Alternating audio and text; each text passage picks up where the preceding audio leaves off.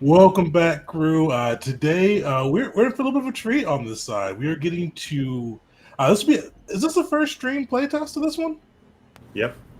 Yeah, we're getting the first stream playtest of Volition, a custom-made or homemade TTRPG by Chris. If you've watched our Pandemonium game, Wisteria, I'm actually going to be sitting in the player's chair for this one, and Chris is going to be leading us through the Volition system and an adventure of his own making. Anybody in the comments, this system, he does have like a pretty sick website set up for it. I just threw the link to it in the comments. It's open, free. You can go in and Chris, they can go in and just make a character, like just somebody, anybody, right? Perfect. Yeah. So go through, check that out. But I'm gonna stop talking and pass it over to Chris. You're muted, Chris. Thanks for joining us, everyone. I'm really looking forward to this. Been working on the system for a little over a year now and done a bunch of play testing and eager to see how it does. Hey, the debut. Hey. So it's a genre-free system. You can play it in fantasy and sci-fi. I've done both of those, but this will be the first time I'm playing it in a cyberpunk setting. So with that, let's get started. The year is 2222 AD, and the past 2 centuries have not been kind to the city of New Orleans.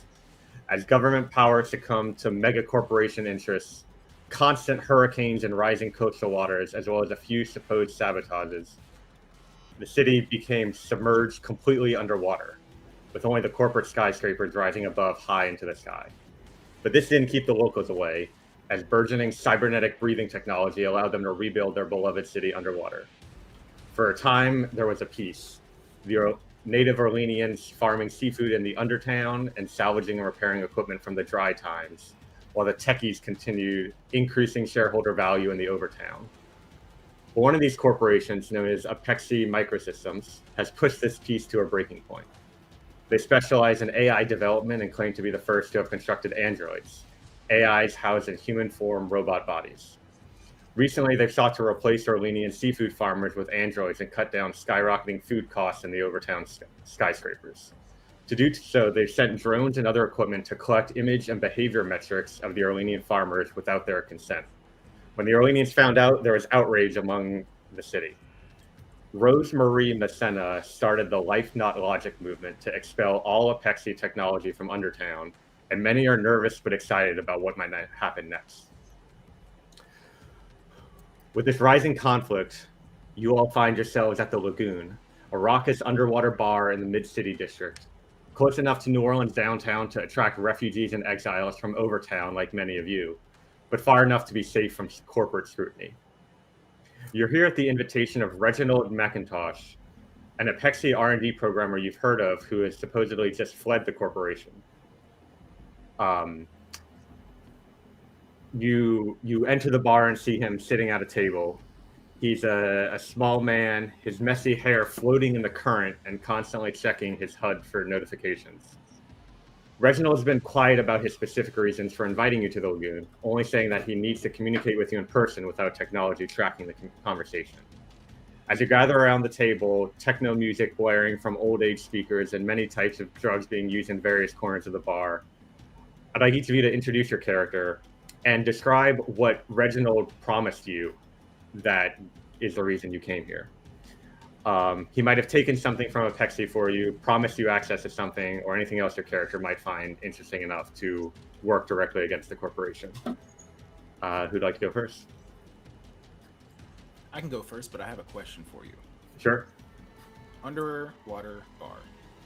Yes. Is there like an airlock system, or are we swimming? All of the drinks are served in pouches with straws. So like you bite and kind of squeeze the straw, and the liquid flows into your mouth. All right. So we're swimming. Awesome. Yes. What would Rico have wanted from Apexi or from this man? I think this guy probably would go some of the advanced computational, like proprietary stuff from Apexi in order to, get Rico on board. I don't know if Rico necessarily needed that, but that's, I think, what he was promised, and he's like, yeah, sure, that sounds like a good idea. Rico is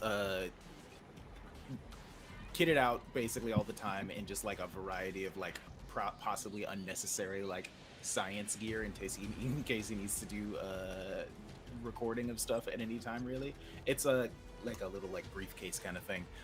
In addition to like all kinds of stuff all over his body. You might note a couple of his fingers are missing and have been replaced with obvious cybernetics that probably, you know, there are more lifelike ones, but he is it seems like he's gone for a retro look to intentionally have these two fingers on his left hand look like machines. And he has a bright orange set of goggles hanging around his neck, and his afro is doing absolutely insane things flowing in the water. But he's probably still not used to living in the underwater city, so he's like trying to stabilize himself in front of the table without like drifting in either direction, and having a little trouble with that. Perfect. Koso will go next.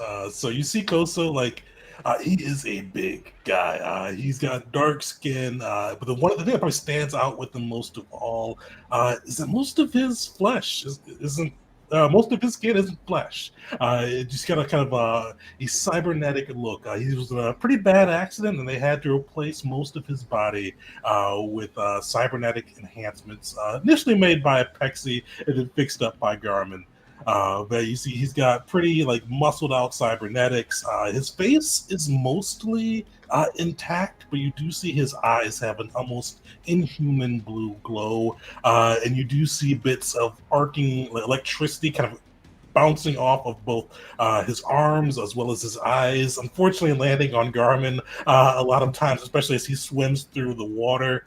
But you do see him kind of just swim right up to Garvin, or not to Garvin, to our contact Macintosh. He's like grabs the table and just kind of stares at him. He doesn't say anything right away, but Macintosh promised him a way to make to reach the Apexi factories. Basically, codes, keys, whatever it may need to enter. He said he could get it for Koso. Guess I'll go next. I am Noah. You'll notice I'm a bit of a scrawny, really pale kid. Black jet hair, kind of in the form of a mohawk down the center, a little braided around the sides. Got a big old coat on my body with like pockets, just tons of pockets, big pockets, small pockets, that he uses to keep all of his various equipment, various electronics.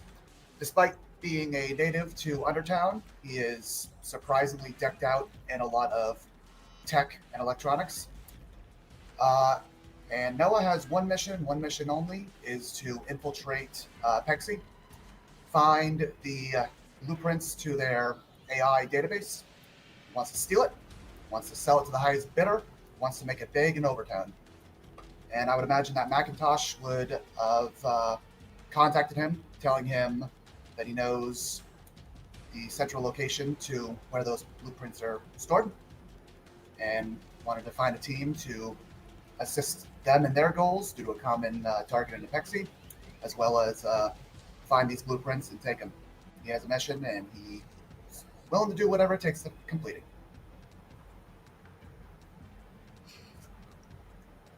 it. Leave me next, wouldn't it? No.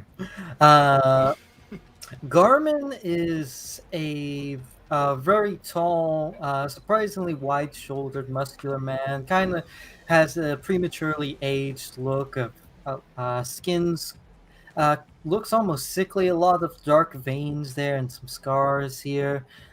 Balding head with white hair coming out the sides, a beard, a mustache, and big bushy eyebrows that cover his eyes most of the time. You can't really see them. Surprisingly, not much of that flows in the water for some reason.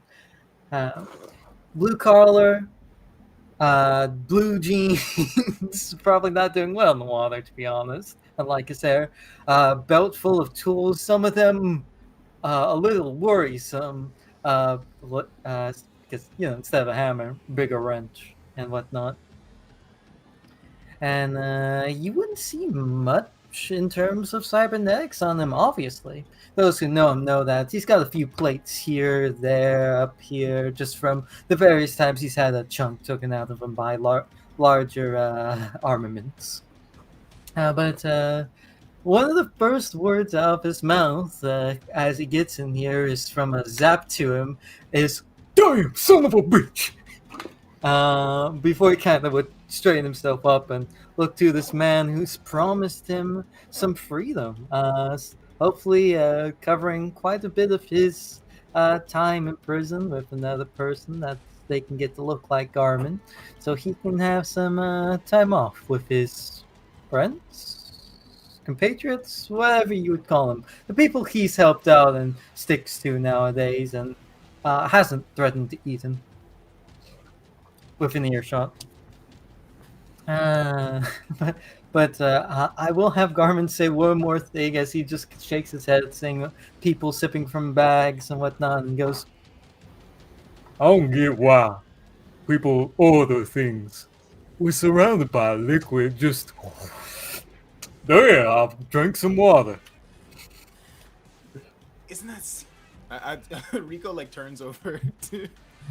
I'm sorry, I don't have everybody's names memorized yet. Rico turns over to Noah and says, isn't this seawater? It's seawater, right? Yeah, it's not that great, but it does what it needs to do in multiple, as many times as you drink it. You get used to it. Alright, whatever. I don't know. I'm still getting used to the cyber tech that allows us to even breathe down here. Every morning I wake up, I still have to remind myself to inhale normally. Yeah, it's a bit of a shock at first, but like I said, you get used to it. Although it gets a little tiring at times, if you ask me. So you've all made it to the lagoon, gotten to this table, and Reginald, he kind of looks around, looks at each of you, and says, "Okay, good. I think that's all of you. You weren't followed, were you?" No. I was followed by these three. All right. Well, let's hope this works. Here's the deets. So you've all heard about Rose Marie Messena and her life not logic movement, right? I believe so. Sounds familiar. Well, truth is, that's all up front. At first it was the real deal, and the brass out of Pexi, they got worried. They got downright stressed. Not many know how much Overtown relies on the food down here in Undertown, and without their tech all over, they wouldn't be able to feed the millions in the skyscrapers. So they got desperate, too desperate. Capitalism desperate. Definitely. So as a result, they made a new android. It's model RMM204, and it looks exactly like Rose Marie. They sent it to Undertown. It killed and replaced her. And I tried telling people I have the proof, but the Orleanians don't understand the android schematics enough to tell us the real deal. They all called me a crazy coot and kept listening to that android giving speeches. Look, right now, so far it's been consistent with everything Rose Marie was saying before, but any day now it's going to start changing things in Apexi's favor. Maybe it's going to incite a riot or something, so Apexi can just gun them all down, or break their spirits and convince them to give up somehow. So, look, if we want to prevent any unnecessary bloodshed, we're going to need to fix all this before Apexi gets full control of Undertown. Now, if you just destroy RMM204, they're just going to print 205 and then send it in the next day. We need them to think they're still in control, but get RMM204 on our side. So I got this plan I've been concocting, but to understand how it's going to work, you're going to have to know a bit about how androids are made. So originally they were trained on large data sets with a single directive. You might have heard from maybe history classes or something. There's that one called ChatGPT. That one was trained on mimicking human conversation, but we've gotten way more sophisticated since then. Nowadays, AIs are built off of compound data sets with multiple directives. They house data-driven algorithms with tier-based prioritization, delegation. Basically, what matters is she's got 3 goals that she works towards fanatically, and I've gotten a copy of the directives that RMM has. So number 1, end the life not logic movement. Number 2, convince as many people as possible that it really is Rosemarie Messina. And number 3, maximize Apexi profits. So those are RMM's directives. We need to change that. He reaches into his back pocket and pulls out a small computer chip and hands it over to Noah. If you can plug this into the port that's in the back of her neck, you just push down a little bit on the spine bone and the port will expose itself. Slip this chip in. Then you need to reset the polarity of the cables, give it a small electric charge, and that'll reboot the OS. You know how to do all that stuff. That'll reboot the OS with these new algorithms that I've programmed in the chip. Number 1, help the life not logic movement succeed. Number 2, convince as many people working for Apexi Microsystems that the directives have not changed. And number 3, minimize Apexi Microsystems profits. So there's a big rally tonight at the Superdome for LNL, and that might be when they start changing their strategy and make their move. You need to get this chip in before RMM 204 gets on stage. You know what kind of bastards Apexi are, and you've been in Undertown long enough to earn some street cred. Charian? Anything to stick it to Apexi. With this rally, do we know where she's going to be beforehand? I'd like to get her before she's anywhere near the stage and people. I mean, you got a couple hours, you might be able to figure that out, but I don't know. I've only been in Undertown for a few days now. All right, and you are not worried about her getting replaced again? Like, if we were to suddenly change her directives, aren't they going to notice that she is suddenly acting different and think something's wrong and, replace her again? Well, these AIs are very sophisticated. That's why the second directive is to maintain her cover, and so I trust the programming that I've put into this chip to make sure that she can balance both tasks and, by as much time as possible. I don't know if this is going to be a long-term solution, but it's at least going to help us where we're at right now. All right, sure. If you say so. I'm more of a hardware guy than a software guy, so if you say it's going to work, then we'll make it work. I have a question. Yeah? He sets down on Breck. How many of these should I hit her with? Well, hopefully not too many. With any luck, none at all. But those androids are equipped with self-defense mechanisms, so getting that chip into the port on her neck is not going to be... She's not going to let you do that if she knows it's coming. So you might need to scramble her circuitry a bit before you can do that. Just make sure none of the Orleanians see you doing that, because they're gonna go crazy. They see you attacking her. Goso looks over the garment and goes, "No bricks. We need her to be able to convince both the people and the Apexi she's her. If she comes in with bruises, battered, people are going to ask questions. We need them not to ask no questions." Alright.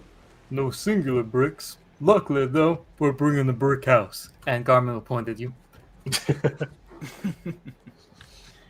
All right. Oh, I have a question. How lifelike are these androids? Like, you also mentioned bruises or anything like that. Will she actually bruise if we do damage to her or anything like that? She's the latest model. Barely even tested in the field. But also outside of the weak point at the back of the neck, or doing things like cutting into the skin, you're not going to be able to tell the difference. That's the whole point of what this model is capable of, is to completely replace a person. All right. Apexi bastards. there's no way they can. There's no communication link between them, right? If she sees us, they won't see us. The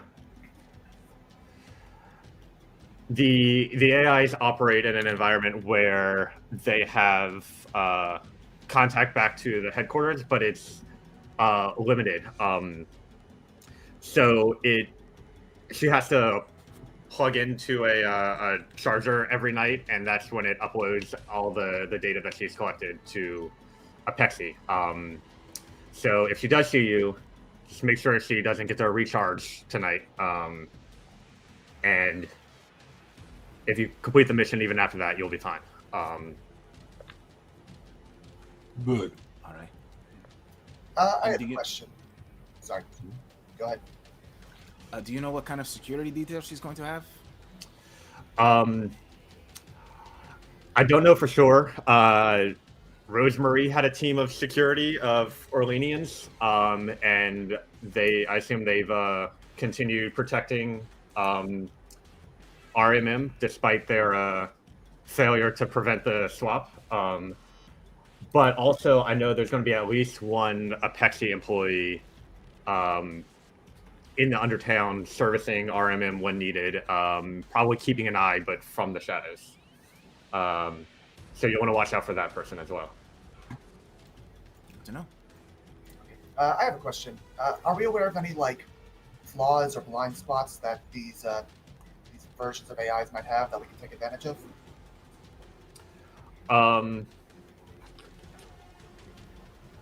So he's gonna say he doesn't have any information about that besides what he told you about the weak point on the back of the net.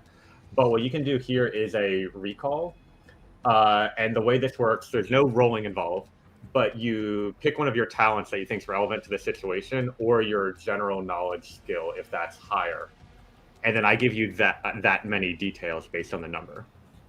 Gotcha. Okay. So.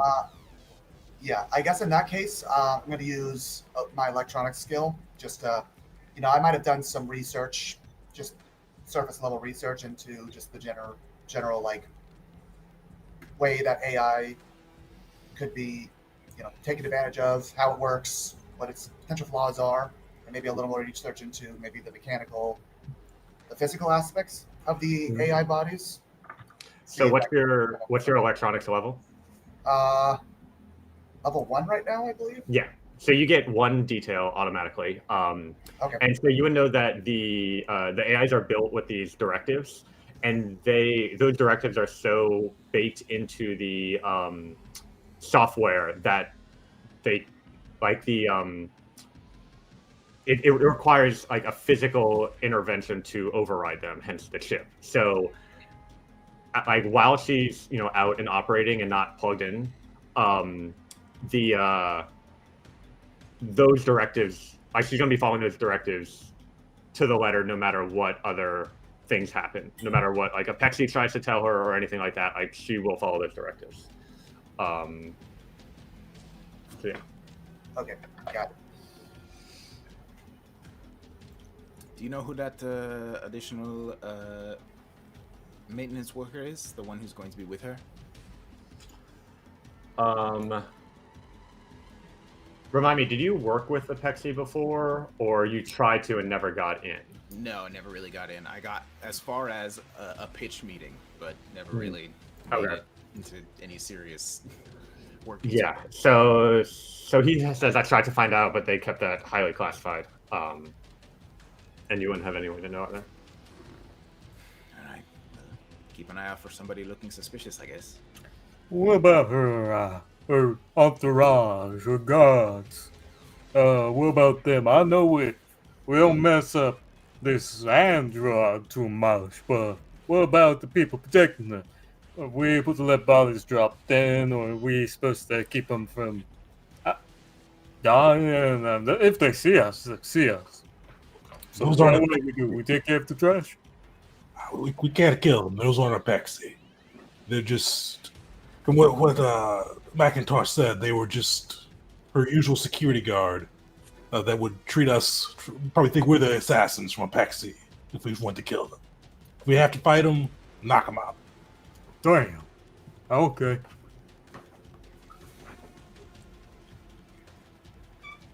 Are you sure? Look, I mean, Try I to avoid going in guns blazing. yeah. Sometimes you gotta drop a few bodies to save a city, but if you can do it without doing that, probably would be better. Better as in the bonus if we don't kill nobody. Nah, it doesn't matter to me. I'm just trying to prevent a war. Goso sighs and says, "We'll find the undercover operative. I spent some time with their security force at Pexi. I may recognize them. If we find them, you can put them in the ground if you want to." Kosho, do you have a talent that you think might give you some knowledge here? Not. You could. I'm not going to argue cybernetics. Yeah, most of his wouldn't really give him knowledge. Okay. Yeah. But certainly you if you saw someone in an Apexi uniform or with any Apexi equipment or stuff like that, you would recognize them, I'll say. Yeah. But just thinking back in your memory, nothing comes to mind about who or what they might be using for that kind of position. One last thing. Once we do this, where will you be? You owe me some information. I want to make sure you pay up. Yeah, that depends. So if you succeed and things look good, I'll be here tomorrow morning. If things go poorly, you're not going to find me. I'm too fresh from Apexi. The Orleanians aren't going to like me. The corporation's going to be trying to come down on me. So I need to get out of here. So if you want to see me again, you better succeed. We'll get it done. If we get it done and I don't find you here. You Well, kind of point to the brick that Garmin put down. You know what'll happen. Oh, sorry. Oh, go ahead. You ever read Casket of Montelio? Or Montelio? Whatever the name of the damn story is. No, it sounds like you're more well read than I am. Oh yeah, a guy pissed off another guy, so he got drunk, chained him up in his basement, and built a brick wall. All right. I think we get the idea. Let's get the job done. All right. I feel like this is going to be a long story. No, that was it. Yeah, he kind of sits up and says, look, threaten me all you want, but I got Apexi breathing down my, trying to find me right now. But you can tell there's still, a nervousness to him as he's addressing all of you. Don't worry. If this goes well, we're going to hurt Apexi, and then we'll get some more information to keep the fight up against them. Guys, we got any other questions for McIntosh? We're good to let him go. We have seen a picture of the person we're looking for, right? You've heard she's kind of like a local celebrity, and so you've seen her on newscasts and stuff like that, and so this android apparently looks exactly like her and has replaced her, so you kind of know the person you're looking for. All right. I think I'm ready to go. He goes around to see if anyone starts moving, and if not, he just starts to swim somewhat awkwardly out of here. Yeah, Costa will definitely follow. All right, so you head out. So you have a couple hours before the rally. You're you kind of use your imagination here about what you might want to go investigate, if anything, or if you just kind of want to polish your weapons and scope out the location before the rally, or just head straight there and get into the thick of things. It's kind of up to you how you approach it at this point.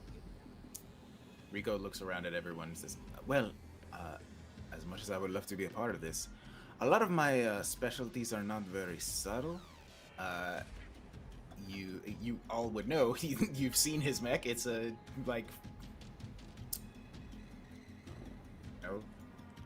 10 feet tall, 15 feet tall.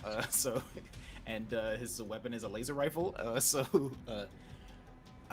I think all I can think of to really do is just scope out the area, see if there are any, see if we can get a good view of the entrance she might be using. And just he did say all he said was that you need to take care of this before she goes on stage, and you know when the rally is and when she's going to be there, but you don't necessarily need to do that at the rally. If you can locate her beforehand, that might be a better opportunity for you. She's a pretty public person. I think, Noah, would you be able to search the web, see if you can find anything about her schedule? I'd also like to see if we can pull up some clips of her kind of walking in public. I'd like to see her entourage. Maybe we can spot the Apexi guy. If not, we can figure out how her security rolls. Absolutely. Leave it to me. I'll see what I can find. By the power of Instagram, we will find where she is. All right, everybody, pass over your weapons, sidearms up. I guess you're coming with me. And Garmin, using his crafting skill, is gonna try and keep everyone's gear in tip-top shape. Nice and maintained. Double-checked. Triple-checked. So I think you have an ability where you can improve objects, and that gives bonuses. Yeah, so if you go to the Activities tab, you should see a thing called Improve Object. Oh. So if you want to use that, you can. While you're looking for that, Chris, how do a build or how do test and rolls work for Volition? Yeah, so we'll get into that. So Noah, you can make a roll for investigating the web and seeing what you can find. So you do have the investigation talent. So since investigation's level 1, you're going to roll a d6 for your talent die. And then you're also going to roll a fortune die, which normally starts at a d8. But I'm going to say this is an easy roll because she is a public figure. And so that information's out there. There's journalists following her and trying to find out where she's at, what she's doing. So that's going to make it an easy roll. So your fortune die is going to be a d10. Now, do you have anything else you can think of that might give you an advantage? Because that'll further increase the size of your fortune die. That's a good idea. Let me look at my gear just to see what I have again. Could be your gear, could be like something from your background, or anything at all that just you think would make your character particularly skilled at this specific aspect. Sure. So, yeah, I'm trying to think. So I'd be doing all this just on like a little portable tablet that I use just with all my software and stuff on there.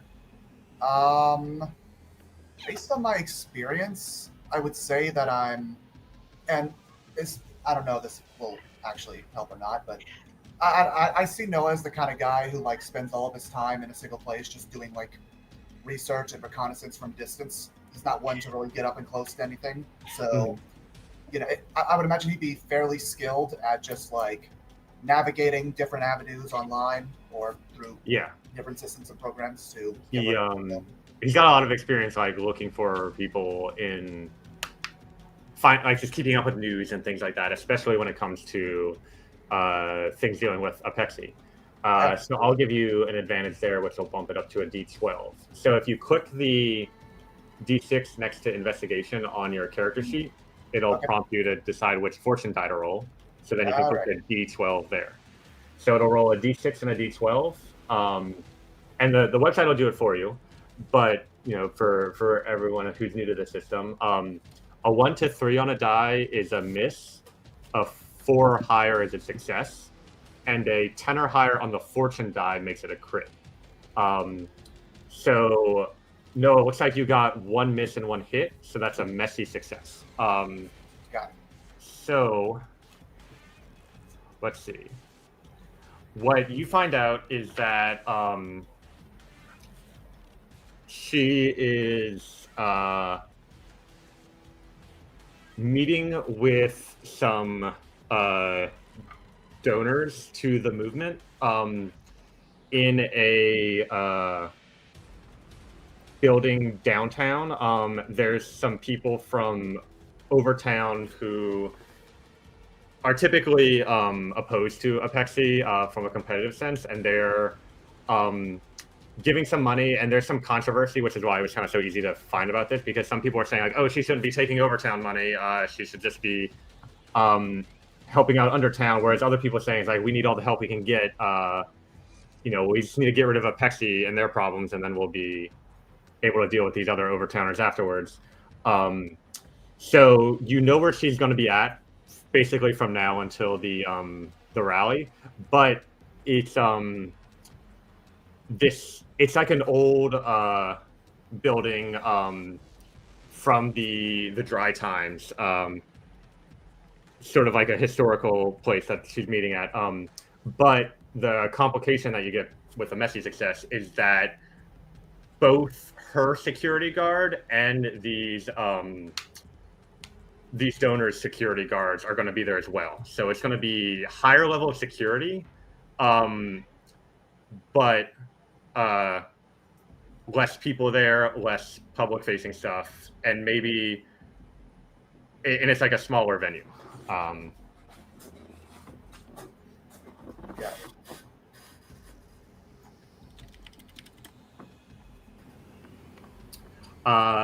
And the building is called the Cabildo.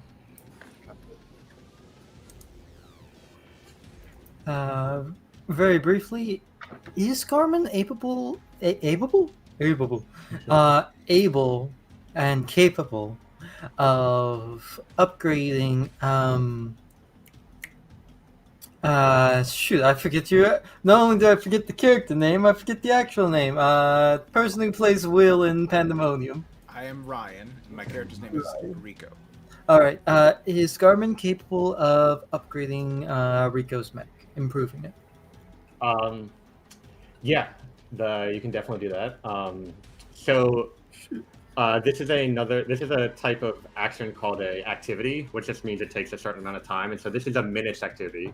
So Volition doesn't ever tell you, well, except in the case of like days, but it doesn't tell you specifically how long stuff takes. It just takes a few minutes to avoid getting bogged down in the math of all that. So you just spend a few minutes working on Rico's mech if he allows it. And so you need to spend one supply to do that activity, and then Rico, your mech becomes improved. So Rico, if you go to the conditions tab and then press the green plus, and then in the search bar, actually you need to go to all conditions because this is being applied to your mech and not to you. But if you go to all conditions and search improved, you should see improved from the crafting talent. And if you press the green plus, it'll add it to your sheet for easy reference. And that'll tell you how that works. So let me know if you have trouble finding that or not. Would Rico allow Garmin to do such a thing? You're on mute. Still My mute. bad. There are certain things that he would not want you to touch, but like mostly like the mech is clearly a mil-spec from Harrison Armory, so that is the hardware for at least a lot of it is stolen. So he's like, yeah, sure, whatever. If you can make improvements, that is no skin off my back. Like the shielding stuff is the part that he's like really proud of and wouldn't want anybody to touch. But like the mech itself is like, yeah, sure, let's see. You got any improvements? I've been putting this together over many years, but I'm sure that I'm a shield specialist. I don't know so much about like the weaponry and all that. I just use lasers that were provided to me, perhaps not intentionally. I'm gonna bash your work. In fact, it's kind of impressive. But I can do better. Just watch out for the radiation level. I myself won't bother me. You careful now. And you finish off the improvement by slapping his hand into some paint and then slapping it onto the mech, just to give a handprint on there, somewhere on there. All right. And I'm sorry, how did I have the improved condition now on my character sheet. Is there a thing I have to do specifically for it related to, like, to make it, to attach it to my mech? I think you said something about that. No, that was just to find it in the menu because of the way I have those things organized. But yeah, so now that it's there, it's just kind of there to remind you what it does. Okay. And what it does do for everyone else is any rolls using the improved object gain an advantage. So anything you do using the mech, you'll get an automatic advantage added to your fortune die. And the limitation being that Garmin can only have one object improved at a time until he gets higher levels in crafting. What do you say, like, the improvement is that it works much better underwater now, because it was not originally designed for that. Absolutely. Oh, I guess that makes a lot more sense that you can't use the same sort of flight systems that I'm used to using in the air. You're gonna need to, like, use... I see, it makes perfect sense. Beautiful, thank you. And Noah, would you have shared some of the information you found kind of through the search? Certainly. So the building is called the Cabildo? Cabildo. Cabildo. It's a bit of an older building from the dry times. It seems like she's going to be there with some donors, but she's going to have a good amount of security, so we'll need to be careful if we want to infiltrate that building. If Not things, sure if we want to. Oh, go ahead, Carmen. if things go bad, what are we looking at in terms of bodies we're gonna pile up? Carmen, these are not Apexi. We can't kill them. I know, I knock unconscious, give concussion, put in the hospital, whatever you want to call it. How many bodies we're looking at? So, it doesn't, What I'm thinking, I mean, Noah, you said that her directives are she's got to stay in character, and then she got to make sure that Apexi makes more money. She's probably gonna kind of try to get some money out of these people and mess them up, and that's not something we want to have happen. So we probably don't want her to be at that meeting either. Noah, would you be able to either hack her communications or send her a communication? Tell her that we're somebody that wants to hurt Apexi and are willing to give her quite a bit of money to do so. If she has to stay in character, she has to help Apexi. She's going to ID us. May bring her out of the security force. It may bring her and her security team away from them. And also may give us a chance to nab her without having to deal with both security teams at the same time. Ooh, I like that. A challenge.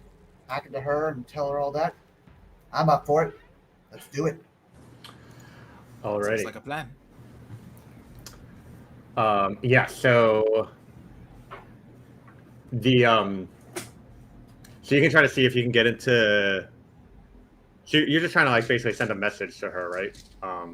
Yeah, essentially. Trying to draw her out.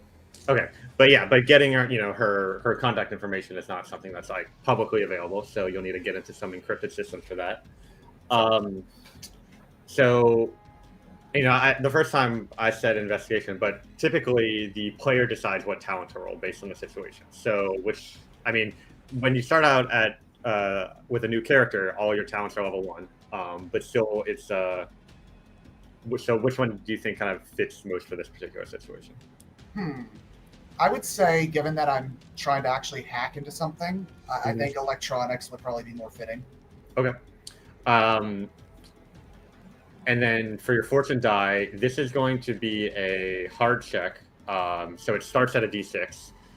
But because you're taking advantage of one of her directives, you're going to get an advantage on the roll. So that bumps it up to a d8. So go ahead and roll your d6 and d8. Nice. Hey. So that's a clean success, no complications. You send her the message, and you get a response saying, when my meeting with the donors, there's going to be a break at 6 p.m. During that time, you can meet me at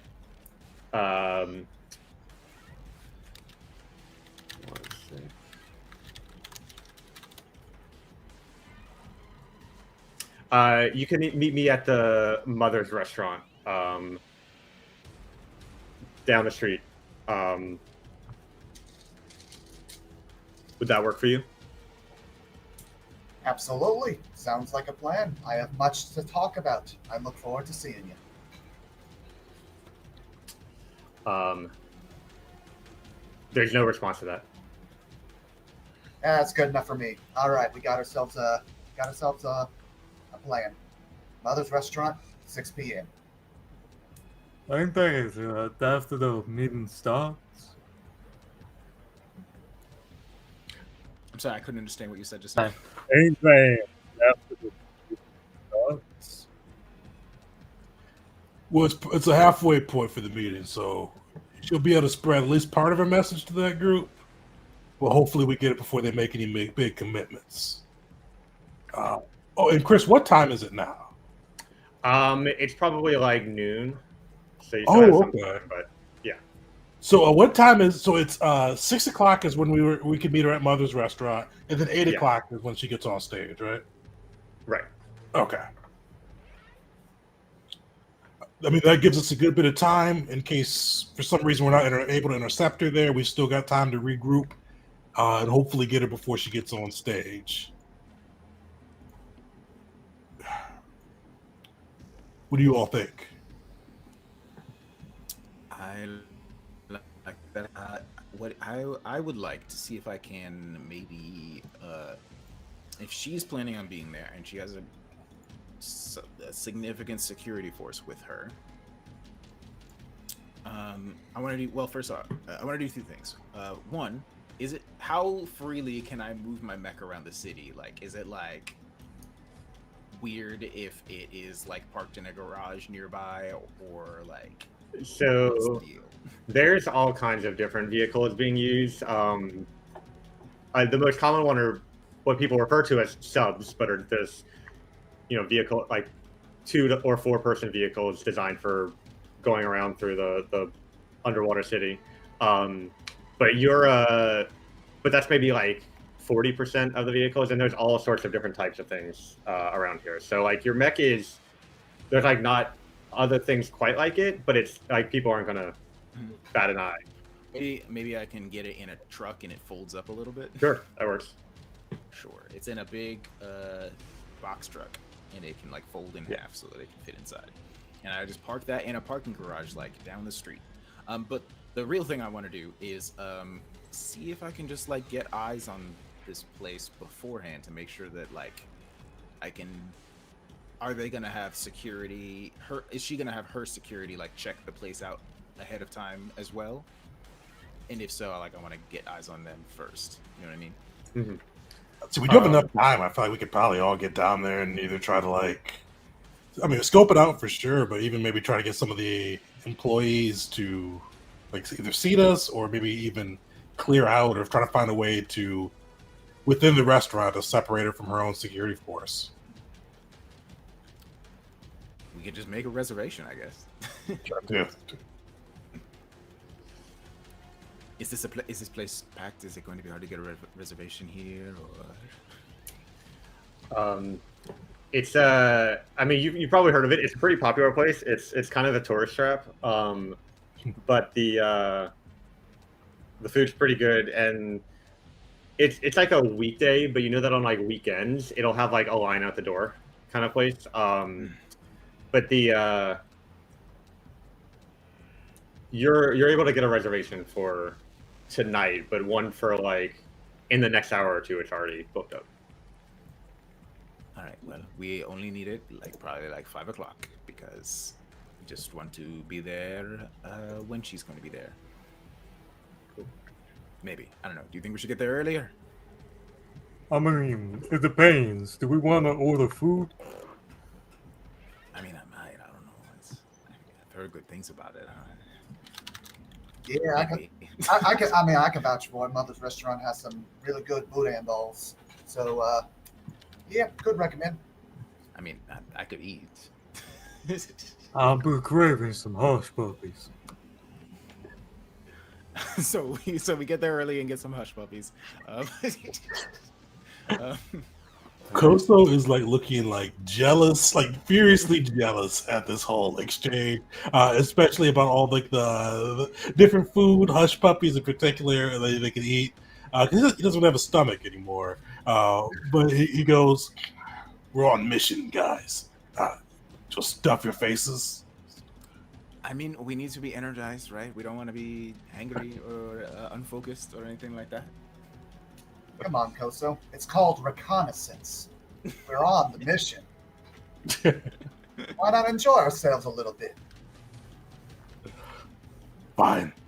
But we'll need to scope it out, find the entrances, maybe we could see if there's a back area too, or a private area. We may be able to meet with her too to keep That'd be everything out of perfect for the you, actually. I mean, what? With no offense to your friend, what else are you going to be doing? limelight. You see, he looks like he turns his eyes like they're like burning bright blue, and usually it happens on accident, but you see him flex his arm and a shot like just rips into you. Oh no, but you know, I deserve that one. But You should fix that sometime. Also, it seems. Do you have a plan? It sounds like you have an idea for like what do you want to, like how you want to make contact with her. Is that the case, or are we winging it? Well, kind of winging it, but if they do have a party area or private area, it may be good to have one of us greet her entourage when they come in and push her to the back or invite her to the back. That way, we don't have other citizens seeing us interact with them, or as Carmen would say, brick them. wait, which one of us is going to do that? Because you're a hulking chunk of metal. I'll look like I just crawled out of the grave. Rico, you ain't from here, and you. I don't need to say anything. No offense. No offense to any of y'all. All right. I guess none of us are particularly corporal friendly, huh? I mean, I guess I could do my best. I've been sort of practicing my business acumen. I have been unsuccessful so far, but I guess I need an Some of angle. your buzzwords. What vocabulary you got? Well, I don't know if they need us to be corporal friendly. We told her we wanted to hurt the Apexi. Sure. So somebody looking a little scruffy may be a better selling point. All right, that makes sense. And then what? We grab her and just do the thing. Who has it, by the way? Which one of us is going to have it? I got the chip. I'll be the one running in. All right. So we just grab her and make it happen, or Perhaps we could, I don't know. I have an idea. Like, we could maybe, like, overload the lights or something, cause them to turn off briefly. Instead of confusion, we can maybe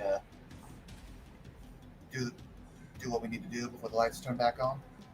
I can do that manually instead of you hacking into the system. So long as I get to the breaker box, I'll just, break it, put it back together again before anyone knows. I think that would work. Have the lights flicker off. Give us a moment. Rico, can you use that abomination of your mech? Can you remote pilot it, or do you have to be in it the whole time? I can give it simple commands as long as when I'm not inside it. I can call it to me and get it to move around certain places, but nothing complex on its own.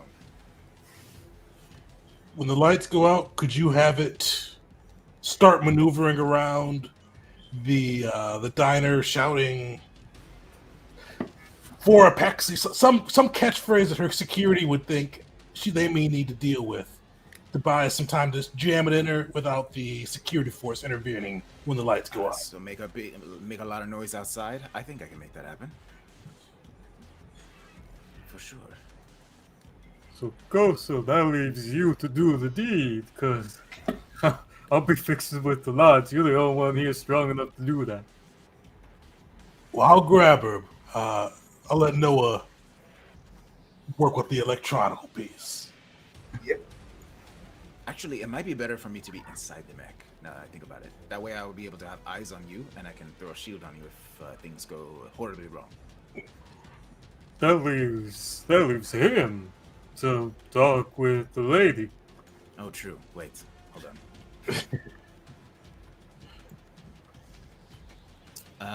Yeah, we'll make it. You know what? I have a portable module. It doesn't have to be inside the mech.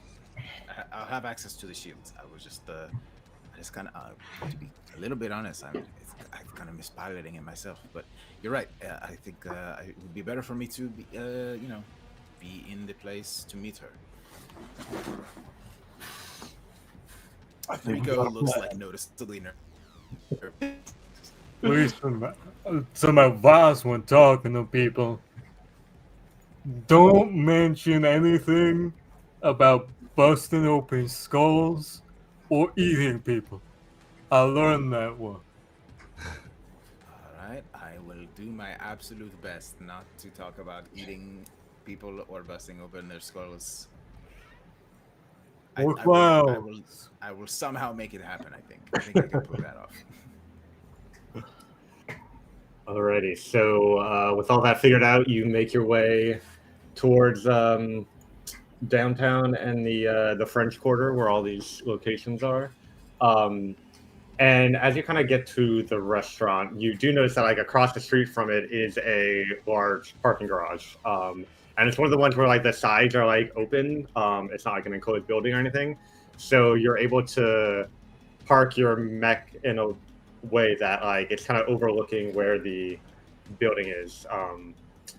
And as you're kind of going to that spot, you notice 4 parking spots over is a very similar mech to your own, which is like the first one you've seen in Undertale. Like, how similar are we talking? Like, exactly the Um, same, or just the same kind of deal? Like, did somebody steal my shit? Um, you look a bit closer, and so first off, you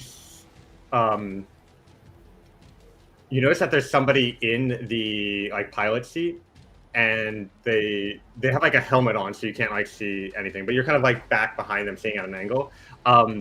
And it's the same model of mech as yours, but it doesn't have the shield enhancements or anything that you added to it. So it's like the same model as yours, but like fresh off the line, essentially. Um, The hell? Hold on. I imagine I'm not like who do you think would have ridden in the truck with me on the way here? Um, What? I feel like it'd be all of us. Actually. yeah, probably we all came in the don't truck. know It why. makes sense. Yeah. Hold on a moment. That's the same shit I have. What? Mostly. I mean, I've made significant improvements. Mine is a clearly better model, but I mean, like, it's the same. What is it? How does an armory tech doing? Is there any chance I recognize like who might be using this, or what, like why they might be here? Hey, you guys don't think, Sorry to interrupt, but Garmin's just gonna say, you don't think that maybe we're getting set up here, and how the guy said the big tech company can make people, they made us. I'm sorry. I look over at Koso. I never understand anything this man says. What? Also, let's look confused with what. Are you saying we've been replaced? Well, not yet, but maybe they expect, because like, maybe they expect us to go become blazing. Because I wouldn't blame them to expect that, but maybe there's a conspiracy afoot. I'm just saying. That is a You good think point. That they Uh, built I- androids to replace us specifically? I don't know about that point, but the point that Apexi would rather shoot than ask questions, she could have just passed on the information to a handler, and they could have a security team down to gut us down versus even hearing us out. Rico, you've dealt with your mech for some time, right? Could you fuck this one up to make sure it can't join the fight? Maybe, as long as nobody else. It would take some time, and I would have to make sure nobody's around to see me do that. Can I park the truck because we're in a parking garage, Mhm. and then like sort of just casually walk past this other one, and just like get a look at it, see is there anyone inside it right now? Is it? Yeah, Is it, so like, as you kind of watching walk over past the- it, you see someone in the cockpit, and they have like a helmet on. And this is, you're used to these are kind of helmets you use while piloting it, but so they have like a HUD display, but also can be used for all sorts of other things. So like, could be watching a movie, could be taking a nap, could be like communicating with somebody. Lots of things like that the helmet is capable of doing, but it prevents you from seeing who it is. However, you do recognize like a call sign painted on the side of the mech, and you realize that this mech is owned by Aretha McIntyre, who worked at Harrison Armory, and it was some of mechs that like she built and piloted that was one of the ones you stole. You also know that she has worked with Apexi before. Like just quietly to himself as he's like walking by. Shit. He's gonna like, walk past, go down the stairs in the thing, go back on the other floor, and then walk back up the stairs on the opposite side, so he isn't seen walking past it again. So is it body snatchers? It is not body snatchers, no. It's somebody I used to work with, who maybe has been hired to counteract whatever we're going to pay, using similar tech. It's not a good sign. I could go try to talk to her, but I am worried that she's just going to turn around and start shooting at me the second I walk up to her. We did not part on very good terms.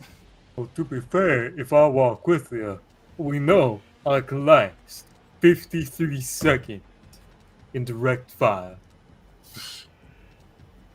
Alright. I feel like what do you, just asking the GM, what would Rico think are the odds that, because I know she's worked with Apexi before, what do I think are like the odds that she is here working for Apexi versus just being here? It's probably unlikely, right? She always talked about how disgusting Undertown is, how she never wants to go there, but she's also a person who's very ambitious and working towards will do whatever for the next promotion or the next paycheck. So you get the sense that like she's here for doing a job for somebody. All right. Well, yep. She's clearly going to be working for Apexi. There's no way she's not going to. If I could maybe start trying to sabotage things, but she's definitely going to notice. She's sitting inside of it right now. So if somebody walked up to your car while you were inside, well, I don't know if any of you own a car. Like I look outside. I'm like, probably this is the kind of city where people walk, right? You drove us here. Still, if somebody came up to your car and started messing with it, you would notice. It's not an easy thing to do. So essentially, I don't think there's anything. I don't want to start an open conflict right now. Is what I'm saying. So it seems like if things don't go exactly as planned, we are going to have a little bit more against us than we originally thought.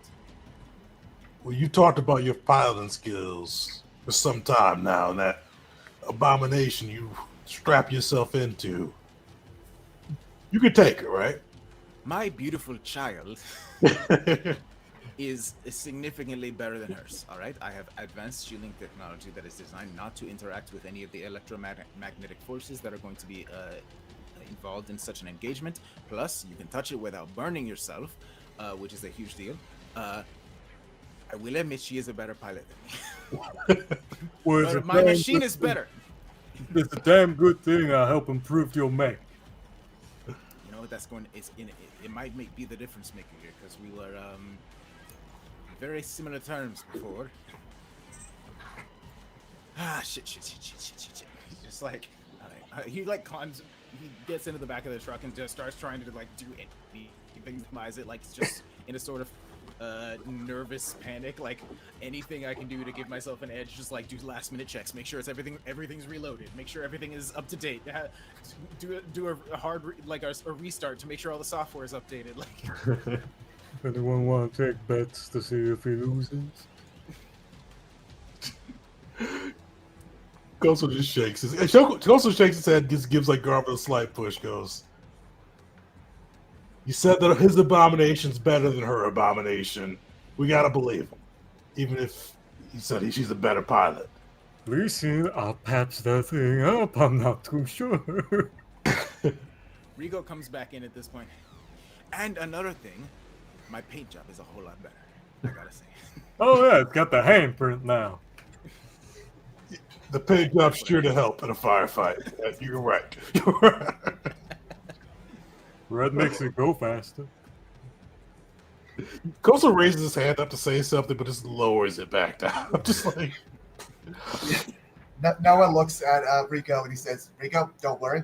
I'm sure you'll be fine. I have full faith in you." At the same time, I also slide a 20 down to Garmin, and I just kind of give him a side eye, like, so Rico, we may need you in your mech this time. All right. Well, what do you think, Noah? You think you want to be the face? You want to be talking to her down there? I mean, I can certainly try. I mean, if it's in the best interest of Apexi, I can try and sell her on. What should we try to sell her on? You know, we kind of made a thing where we're like, we have some things we want to discuss with you. What are we going to discuss exactly? The weather to start out with. You're not going to be talking to her long, and a lot to make. Just distract her for like probably 30-ish seconds for me to like do some stuff with the breaker. And Koso, where are you planning to be? Because I kind of feel like you should be with him. I don't think it would be a good idea to send anybody in there alone. I'm gonna act like his security guard. I'm gonna stand right behind him. And maybe we can, I worked with Apexi before. Just say you got some dirt on Apexi. Be real vague about it. I mean, she's supposed to be speaking out against them, so if she wants to stay in character, she should be interested in it. And then for her other objective, she doesn't want Apexi profits to go out, so she's definitely gonna at least give you a shot to say what you know. And then Garmin, you do your breaky thing, and then Rico, you get to see if you hold up against the other pilot. All right. I have a question. Does Koso look like Apexi security? If somebody was from Apexi, probably recognize him, but no longer. I mean, he's got like these big cybernetic arms. He's wearing a hoodie, so he's not wearing like any like uniform on that side. He would look like kind of like a, especially somebody that's from the undersea, like some kind of rough and tumble bodyguard. But unless they knew him from Apexi, they probably wouldn't recognize him from there. Got it. That's what I'm wondering. All right. Well, it sounds like we have the beginnings of a plan. Is there a way for us? We can stay connected, right? Like connect like some sort of earpiece thing going on. Yeah, that's fine. Y'all got all that. And another reminder, one of the things you can do is everybody should have some amount of supply. And a lot of you have abilities that spend supply, but also anytime you can spend a supply to just pull out whatever item you might need at any time. So if you're in the middle of this whole scenario and then something like, oh wait, I could have, you have this, that's an option you can do. If I remember correctly, Koso has like telepathy as one of his abilities, and that makes sense. To like, we can all have like an interconnected earpiece kind of deal. I do. So you can't talk back with his telepathy, but it's probably cybernetic enhancement suite. Yep. Alrighty, so Rico is staying with his mech in the parking garage, while Garmin's going around back of the restaurant to get to the breaker, and Koso and Noah are heading in for the reservation. So you head into the restaurant. It's busy, but not completely packed. The waitress seats you at your table, and they, because it's underwater, instead of like there's a little like fake candle that's the kind where it's just like a little glass bulb that like lights up but not actually fire.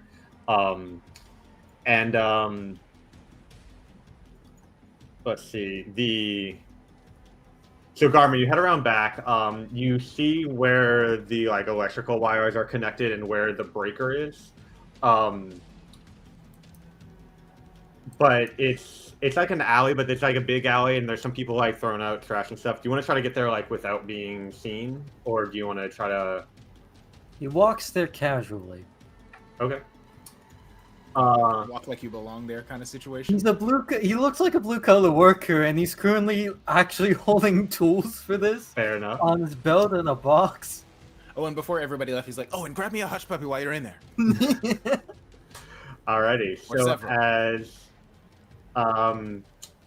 Rico's trying to okay, so we're gonna start with Garmin. you head to the breaker. You start looking over. Pretty standard model. You're pretty confident you know what to do here. But then somebody rushes around the corner and starts running towards you, and you get a look before they get in close range. It's a pretty tall woman, dark skin, like curly hair. She has like a well-cut suit on that like looks pretty fitted, and you recognize her as Rosemary. But she charges towards you. There's like no one else around, and is like about to like punch you. Basically, what do you do?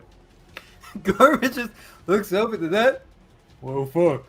Goes back to what he's doing, just speeding up a little bit. He knows he can take it, so he just speeds up what he's doing a little bit, just like trying to knock out these lights. All right, so she punches you like in the side of the head, like trying to like knock you out, and you're gonna I'm pretty sure you have abilities that apply here. What's up? Yes. Firstly is the heritage. Was that the name of? Hereditary power. Yes. Perfect. I have tough skin. If I remember the name of it off the top of my head, I can. Yep, tough skin, giving him a +1 armor innately.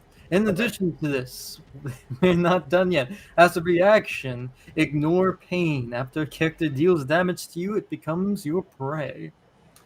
Okay. For battle frenzy, and So Rosemary punches you, and it normally would inflict 3 points of damage, which is a lot more than you would expect from this like basically like politician woman. It connects pretty hard. Your touch skin reduces that down to 2 damage, and you can mark her as your prey, which is a condition I add on my side. Well, actually, you can mark it on your side as well, just so you can see what it does. But she's the one marked as. Oh, I can. Right. It should be. If you go to conditions and then, just like as a reminder, you should be able to find it there. But so that attack after armor will do 2 points of damage. Yeah, you got that in. And yeah, I'll say you can tell like this is stronger than a normal human punch. You said that was Rosemary too? Yeah, I mean, the person that Garmin sees looks like the person you've seen on the newscasts and the internet and stuff like that. So Rico, since he's like watching from the truck from like the second floor on the opposite side of the street, he didn't see her coming or anything like that, or like her entourage or anything. Yeah, and maybe I could have clarified a bit more, but I'm picturing the breaker. It's in sort of like a side alley, so you have eyesight of Garmin. But she came from the other end of the alley, so like you saw the punch, but like just as it was happening, not right away. Gotcha. All right. So Garmin taking the punch will crick his head back. Notice that there's some blood floating into the water. Looks up to her. All right, I'm sorry, but I need to hit you back. You know that, right? She's already like reeling back for another punch. So those two are going to be duking it out in the alleyway. Oh, great. Perfect. So Rico, did I need to have spent a supply to have a way to communicate with him?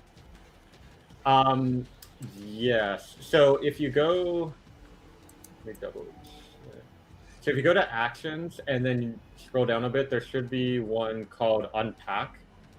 And then there's a button that says perform that you can click next to it. And that'll pull up the list of items. And I think there's something in there related to like a communication device. Yeah, there's an earpiece. Yes. Okay, yeah. So you can click on the earpiece, click unpack, that'll add it to your gear and automatically remove one supply. Cool. All right, so I see that happening, like, what the hell is going on down there? And at the same time that happens, you see Arinfa kind of like sit up in her seat and begin like the mech begins like powering up but not moving yet. It's like entering like a ready mode. I look over and I see that. Oh shit! So my mech is still in the back of the truck, like not deployed yet, so that's not obvious. So I'm just sitting in the truck, like watching with my goggles on from the second floor, but I noticed that happening like a few spaces over. Like, shit! And so I get out of the front seat of the truck and start scrambling to get into the back and get into my mech. I need he calls over to the priest. Looks like we're going to have some extra trouble coming in just a few seconds. I was like frantically climb into my mech, and it begins to unfold out of the back of the truck. Kosu and Noah, the waitress arrives with your hush puppies. There's 6 of them with like a dipping sauce. If you take a bite, they're quite delicious. Is the dipping sauce like sort of floating up out of the container? Yeah. It's you like no, there's an airlock system here. So you put your hush puppy into the airlock, and then it, I guess. But anyway, but y'all hear, assuming you have like earpieces as well, or using the cybernetics you have, Koso, you hear the same thing from Rico. I imagine you'd also hear Garmin getting his ass kicked, just the occasional like, son of a bitch, go there! So Koso is like, first he's glaring at like the hush puppies and Noah, like just like not glaring, but like definitely hard staring until like the communications start going on. Like here's Rico first, going like, you're engaging with the mech. Garmin, who are you? What are you fighting? The lady, she's got hands. I wasn't expecting it. She's so much stronger than I thought. You see, he knocks the hush puppies off the table, and he goes, "We have to go now." Not the hush puppies. Not the hush puppies. Okay. I'm as soon as you get up, I'm just gonna like reach down. I'm gonna grab all the hush puppies, kind of stuff them in my pocket, slap a 20 on the table, and then run back out to deal with whatever chaos is happening. So Garmin actually goes for like the second punch. Are you just gonna keep trying to? Well, what are you doing at this point? So, with this right here, I still imagine he's getting his ass kicked, and he was specifically told not to like rough her up too bad. So rather than going for a punch, he's trying to keep himself healthy. He's healing surge. He can patch himself up as a primary action. Cool. So the way patch up works is you spend 1 stamina, and then your health is restored up to your current stamina. So right now that would put your stamina at 6, but then your health at 6, if you wanted to do that. Yeah. Cool. All right, and so now we're kind of getting into a bit of a turn-based mode, so I'll go over some of the details here. So there's different types of actions you can do on. Only players take turns, and you take turns in whatever order you want. You can do as many free actions on your turn as you want, but each free action you can only do once per turn. And then you have 1 primary action that always involves a roll. And then once the primary action is done, your turn's over.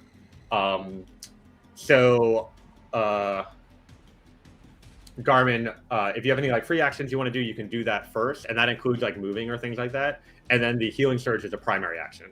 Can he pull something out right now? Spend the supply for that.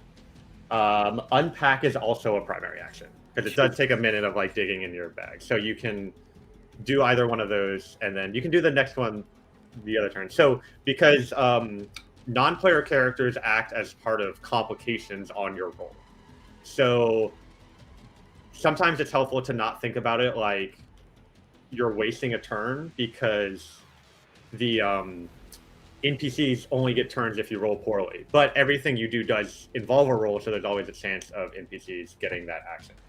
All right. Oh,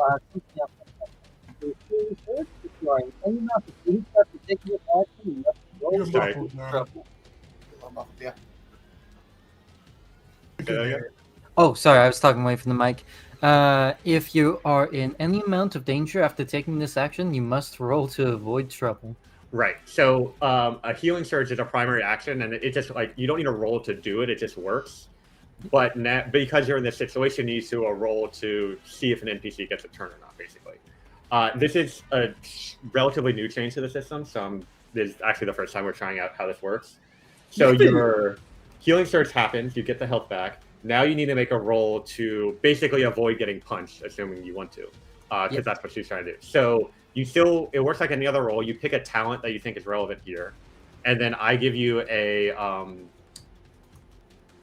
fortune die based on the scenario. And can I project a shield to him from here? So you have, I believe that's a power that you have to do I that. have warding, yes. Yeah. So the way powers work is, so the warding talent gives you a feature called Arcane Shield. But it's technology. So to use a power, it's a primary action. So, but like I said, like y'all get to choose to go whatever order you want. So if you want to go first, project a shield on Garmin, and then Garmin takes his turn, you can do that. But to activate a power, you have to make a roll. So there's a chance that the NPC will get to act in between if you roll a complication. So with Garmin having already done his healing, should I take that back to allow the shield to happen, or is that locked in and we see the complication now? I think I can throw a shield on you after. I imagine the fighting is going to continue to happen. All right. I'm gonna roll endurance because Garmin trying to stay on his feet while getting his ass beat. I feel like you need to have pretty good endurance for that. Okay, yeah, so endurance will be your talent die. I don't see any advantages or disadvantages here, so you can roll the standard D8 for the fortune die. Yeah. That's a messy success. So because you're rolling to avoid trouble, like success and failure doesn't matter. It's just do you get a complication or not. So you do get a complication. So she's gonna punch you again, but because she's your prey now and you're in kind of that entering that like battle frenzy, you only take 1 point of damage. So that was the complication. Who would like to act next? I think I've leapt into my mech in the back of the truck, and it's like unfolded, and basically it's like stepping out of the back of the box truck. The box truck, of course, is a plumbing truck, and just like steps out and stands up to its full height, which is kind of scraping the ceiling a little bit, so it actually does kind of have to hunch a little bit. But I look out over the to the other side of the street and just immediately just project a shield onto our friend Garmin, who is currently getting his ass beat. All right, so you're gonna need the alleyway, just like someone help me. I imagine Arinfa might have something to say about me doing that, though. Well, that depends. So to activate the power, you need to make a roll, and if you roll a complication, Arinfa will react. But sure, so I have to roll for warding. Yeah, and technically, you don't need to roll the talent that grants you the power. And so, like right now, it's because they're all level 1. It doesn't matter. But like in the future, you could roll piloting because you're activating your mech to do it if you wanted to, or things like that. So go ahead and make a roll. Because you're kind of at a distance here, I'm going to make it hard. So that's going to be a D6 fortune die. All right. I believe in myself. That is a failure. So the ward fails to connect and materialize. He's like ducking and dodging between blows, and you try to project it out, but you put a ward around a fire hydrant nearby. Actually, there's not fire hydrants here. It's underwater. There's like a dumpster that gets warded. And as you activate this, it lights up and makes a lot of like noises and stuff. So Arinfa's mech kind of turns towards you, and you hear over like a intercom thing that it plays. It's Rico, what the fuck are you doing here? What the fuck are you doing here? So the complication is that she notices you and is aware of you. Who's next? Sorry, I want to point out, I can only see the Spider-Man pointing at each other meme because it's the same mech. Yeah, it's mostly the same mech. I have like a couple extra things bolted onto the back of it, and we're painted different colors. But like mine's red and orange, and hers is like blue and white. I guess I'll go next. So my thought process is before I like walk outside and get into the thick of things, I have the hereditary ability of sneaky, which allows me to become camouflage. I imagine what I would do is I would reach into one of my many pockets, take out a little device, stick it on to me, and then kind of just boop, and then it kind of just camouflages my whole body to make me as hard to see as possible. My goal is to get as close to Rosemary to wait for an opening to kind of reach for whatever place I need to do to make the chip swap. So the sneaky hereditary feature, it's a minutes activity. So it's kind of like you like blending in slowly to like your surroundings and stuff like that. But you can always, there's a primary action, improvise. So you'll need to make a roll, but you can try to sneak up to her. And, you know, flavor-wise, we can say like your camouflage is helping, but that specific feature isn't from sneaky, isn't being used here. But you can, Gotcha. yeah, so as your primary action, you can make a check to try to get close to Rosemary without being spotted. Okay, yeah, we'll do that. Yeah, so you'll need to make a roll. You get to pick which talent, and then the fortune die. I'm gonna give you easy on this one since it's she's pretty distracted by the fight and focused very much on what's going on with Garmin. Okay, I mean, I definitely want to use stealth. I don't think it requires any further explanation. I'm just trying to keep to the shadows and staying out of the line of fire while also just keep myself as hidden as possible. Alrighty. All right. So you said that was an easy? Yeah. So that'd be a D10, right? Yeah. Okay. Good. Messy success. So you're able to get there, not spotted. Let's see. And so here's the thing with this system is that the complications don't need to be directly related to the roll that happens. This complication means I get to do something no matter what it is. So for this complication, I'm going to have Arinfa fire her weapons on Rico. So Rico, you're going to take 3 points of damage. I imagine that's going to go to my vehicle, right? Yes. So that has special rules. Remind me how that works. I believe it just has 5 hit points. That's basically all it is. Okay. I thought there was something where it's like still a little bit tougher than. Oh wait, no, yeah, it has 5 hit points, but it only takes 1 damage from each attack, regardless of the total damage dealt.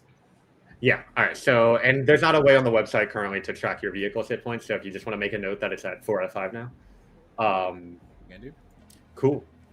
And all of you hear like gunfire coming from the garage. Can I just like shout something at her while she's shooting at me? Yeah. Because I'm just like, I'm not like counterattacking just yet. Like, hey, listen. We don't have to do this. We don't have to fight right now. We're not.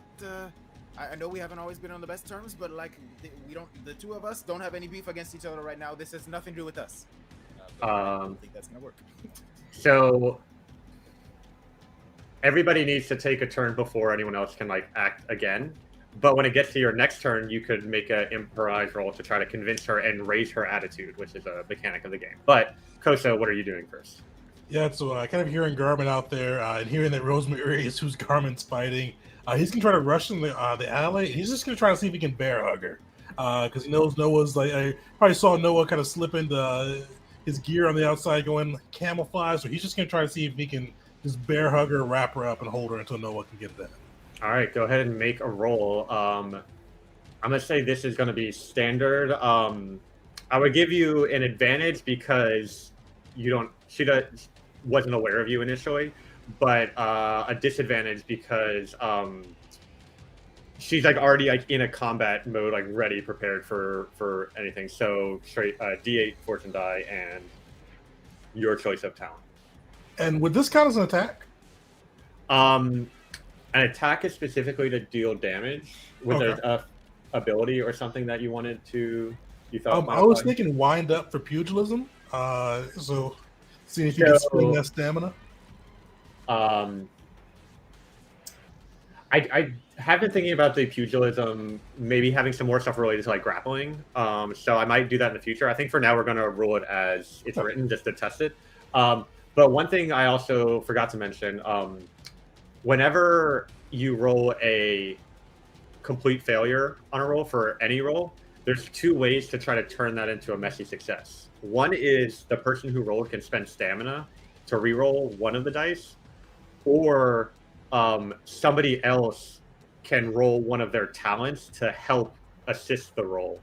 But if the person rolls their talent and fails, then I get 2 complications instead of just 1. But if they succeed, then it turns into a messy success. So wind up is sort of like pre-spending your stamina on the attack. But if you fail the grapple, you can still try to spend stamina to grapple. So go ahead and make her roll. All right.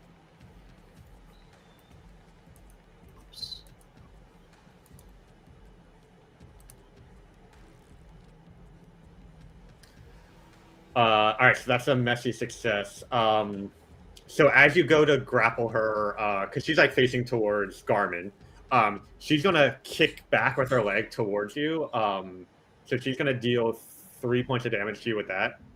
But you're able to push past it and grab her, and now Rosemary is going to be immobilized. Thank you, buddy. I don't know how much more I could have taken. No, I was good. He's like, All right. get her quick. She's stronger than she looks. And this Oh, whole brawl, she has had like a completely blank expression on her face, not reacting to like anything, just focused on knocking out Garmin. So that's everyone. So now it's a new round. Who would like to go next? As soon as he gets her in a bear hug, I immediately look to swap the chip out. Okay. So you're gonna make a roll here to do that successfully. Okay.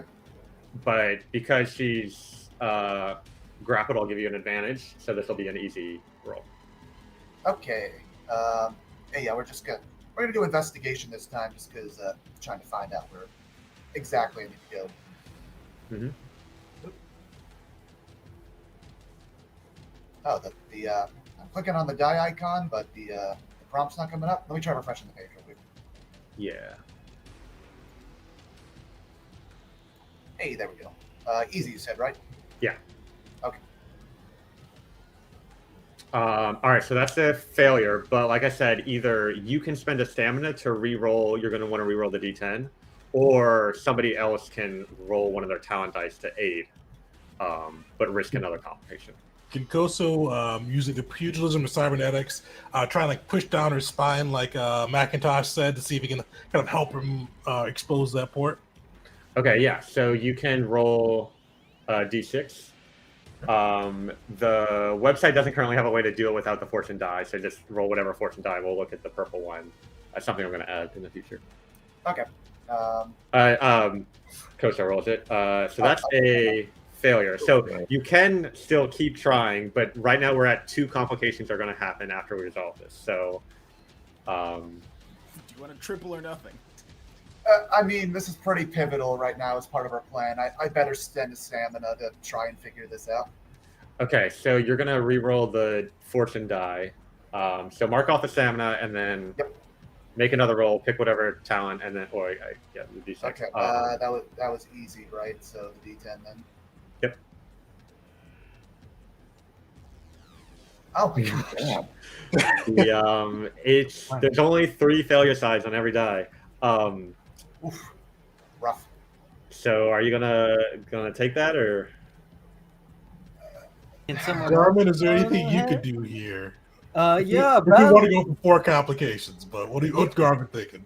Battle Frenzy. Garmin seeing all this will get into the fray, grab her by the head, and just try and hold that still. Just in pure rage and frenzy after getting his ass so thoroughly beat. All right, roll that D6.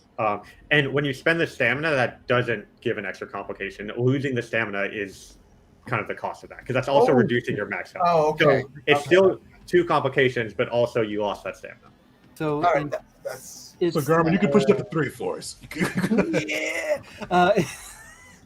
Sorry. It's the D6, right? The heart? Yeah, and then we're just looking for the purple die, so you can click whatever yellow die. There's a success. Okay, so you do get the device in, and so one complication is going to be that she immediately stops fighting back and goes like limp, but it's going to take it's going to take a minute's activity to do the full reboot that I mentioned before, and like rewiring everything. So that's something that Noah will need to do for a full few minutes. So basically, like, you can't get her into the new state in combat. The other complication is once she goes limp, you all kind of take a step back. You're like, okay, we got this. And then you glance, and all four of you see this down the street. You see walking towards you a car, a sub floats by, parks in front of the restaurant, and four men in suits with glasses and earpieces step out, and one of them opens the door, and Rosemarie steps out, who looks identical to the one that you just incapacitated. Motherfucker. Um, Is that the real one? Is that another fake one? Did we so feel that one. Noah is taking his turn. Anyone else is free to act. Arinfa is still like shooting at Rico. Yeah, it's quite bad. Do I want to try to talk her out of this? I don't feel like I'm likely to succeed at that.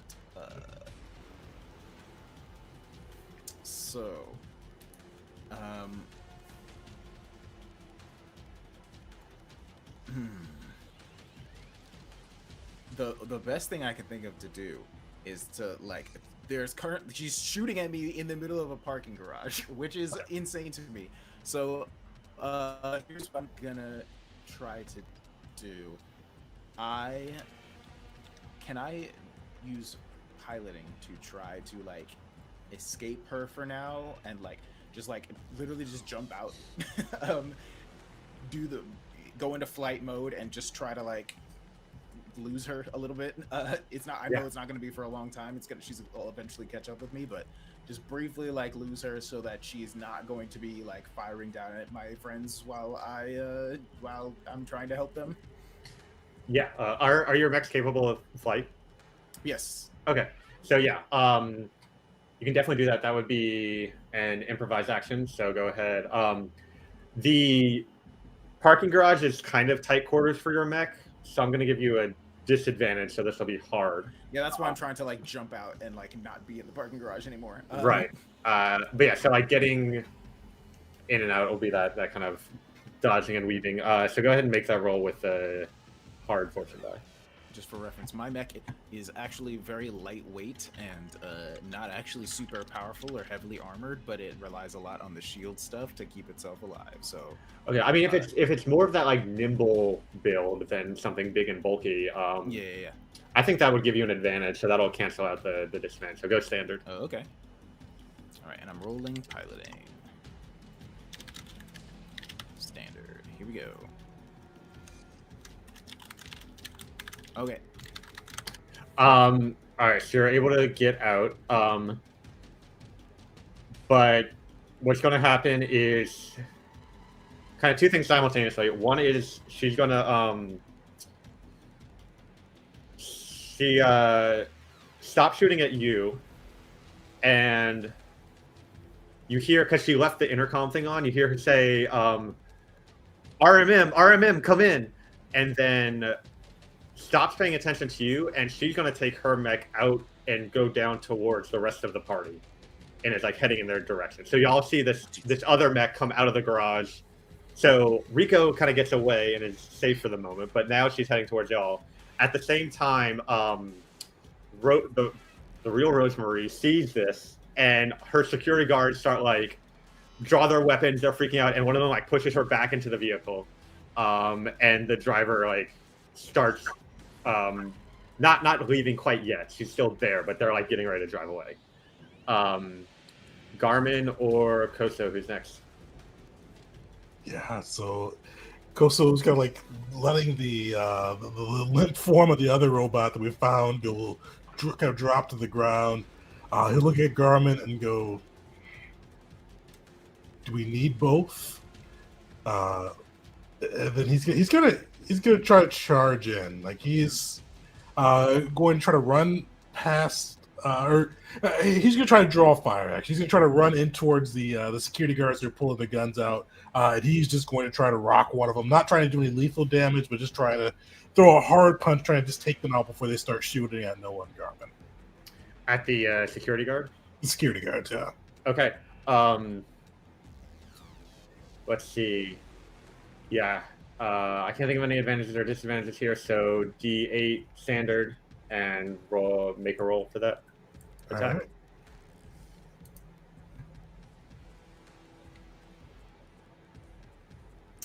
Clean Nice. success. Let's see. So the security guards, they're a group, which is a special type of NPC that basically just shares a health bar. One sec.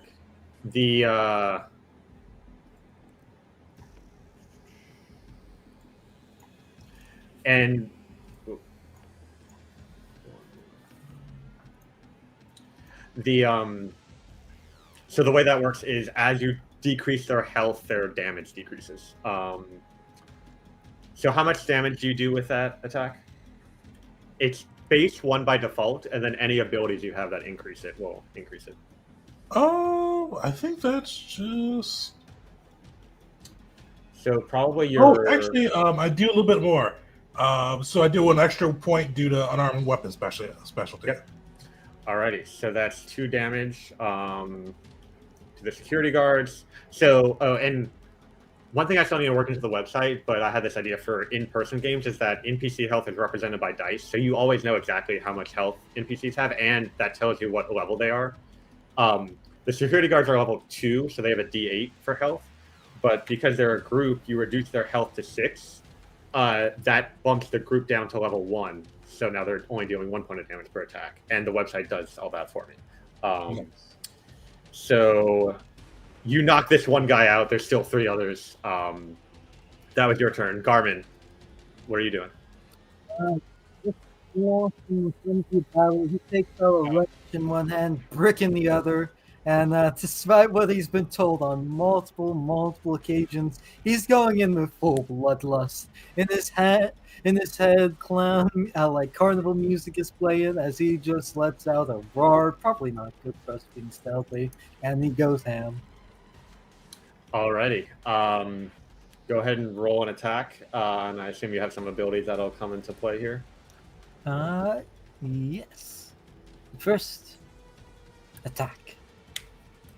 Here. How do I roll the attack? Apologies. So you just pick a talent that applies here, and then if you hit, you deal a point of damage, and then you probably have some abilities that do special things when you deal that damage. Yeah, in that case, Battle Frenzy for obvious reasons. And is that a standard die? Yeah, standard. Yeah. Clean success, nice. So that's going to be a point of damage, and then you probably have some Battle Frenzy stuff that. Yes. Regardless of the result, you can choose to increase the damage dealt by the an amount equal to your Battle Frenzy level. But you suffer an additional complication with this roll. Mm-hmm. So that'll bump it up to 2 points of damage, which brings the guards down to level 0, which means they have 4 health left, but they still deal a point of damage when they attack. But the complication is that Arinfa's mech flies in. And let's see, we'll take a shot at you. So you're going to take 3 points of damage, reduced by 1 because of your tough skin. And now Arinfa is your prey. That's how that works. Fixation as a condition is A character cannot deal damage to or take Oh, damage. Oh yeah, no, she's already down. Never mind. fixated is something different, I think. I think that's Oh, like a higher level thing. oh, my bad. Yeah, prey is the condition you're looking for. Ah, my bad. Um,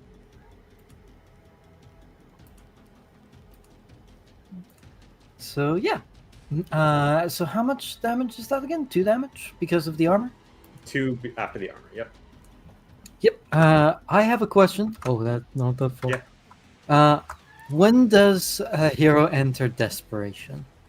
When they're at 0 health. Oh. Oh. So that's when I get the +2 armor. Yes. So I'll talk about that for a minute. So if you get to 0 health, you're not dead or anything. The only rule is that whenever you perform a primary action, you lose 1 stamina, and any damage goes into your stamina. When you get to 0 stamina, that's when you die. All right, so that was Garmin's turn. So now we're at a new round. Anyone is free to act. So here's what I'll say, Noah. So the complication is that like you can spend a few minutes to reset the RMM 204. But in this comment, so basically you can't do that while we're in this turn order. But if you wanted to try to like hotwire and do it quickly, you can. That's going to have some disadvantages though, because that's going to be tricky, and there's a risk of complications happening. So you can try to speed up that process if you want to take that chance, or you can leave that for now and do something else. Up to you. Let's go for it. Let's see if we can speed up the process at all. Okay. So you'll need to make a roll with an appropriate talent, and that's going to be 2 disadvantages unless you have anything else that applies. So it's going to be a D12, a D4. Okay. Let me see. So I'm not sure if any of my particular gear would aid in that, but I imagine what I would be doing is I would kind of be taking out my portable laptop, kind of find the proper, like, I guess, like, is there like an open port or something I could plug it into to try and like speed up the process, or would it have to be like an actual physical hard wire? So yeah, I mean that the chip that's plugged into the port is like it's basically a USB port. Okay. So you don't know if there's any other way to get like additional ports on this model, and let's see. So here's because one thing is as a free action you can recall, which I mentioned before. And so what I'll say is like you can recall using electronics and learn that if you take the port out, or take the thing out, it'll interrupt the process, and it'll go back to the like while there's something plugged in, she's disabled. Basically, is what's happening. But if that were to get unplugged before the reboot process happens, it'll return back to being the way it was before. Okay, yeah, we don't want to be doing any of that. No, I'm just gonna hardwire it. I think I'm just gonna go straight hardwire. Okay. Yeah. So you're gonna make that roll with a D4 fortune die. D4, okay. So I don't know how exactly this works, but I do have the toggle feature. It does say it's a minutes activity, so I don't know if that was speeded up at all. It does count as an electronic device, maybe. So minutes activity basically means you can't do it while we're in this turn order, because it takes several minutes to complete that. But if we were outside this turn order, you can use that to turn on or off any electronic device, including an Android. Gotcha. Okay, so that wouldn't really apply here. Yeah, at higher electronics level, it's all of your minutes activities become primary actions, I believe, but not okay. level 1. Yep. No, we're just gonna straight hardwire with the D4 roll. Go for it. Well, that's a messy success. Okay, I'll take it. So what's going to happen is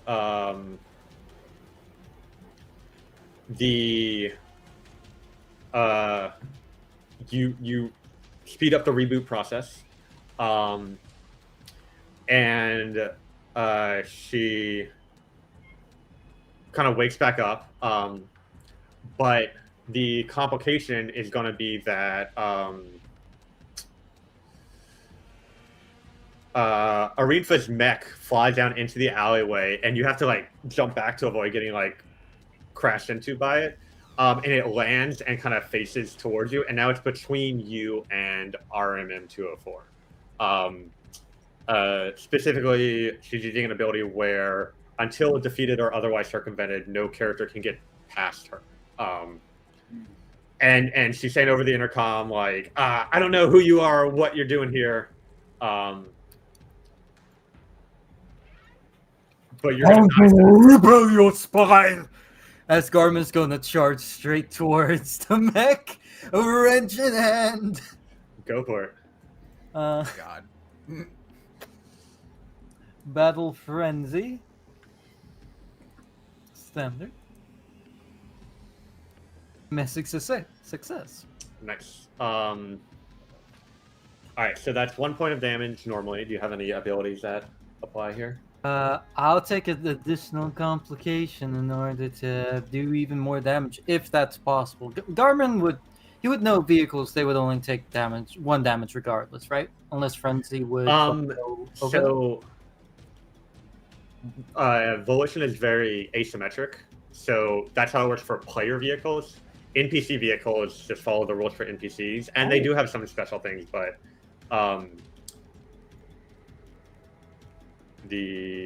so she does have 1 armor. So you deal 2 damage, so that reduces it to 1 point of damage that she takes. And I meant before you're supposed to know. So she's a level 3 NPC with 10 hit points. So and then I get 2 complications, right? Yep. So he just jumps, smashes that into whatever you can find within. I imagine because we're underwater, you can get actually some pretty decent air for that, and just wham! Only to be directly in front of a actual fucking mech's entire gun line. Yeah, so she's going to shoot at you for sure. So that's going to be 3 damage reduced to 1 because she's your prey now. And then the security guards are just going to open fire at everyone in that area. So Arinfa will take a point of damage, and all of y'all will take 1 point of damage. And armor can't reduce damage below 1, so the tough skin doesn't help you here. But everyone takes a point of damage, and so that was the second complication. So I believe Kosto and Rico still need to go this round. I guess so. I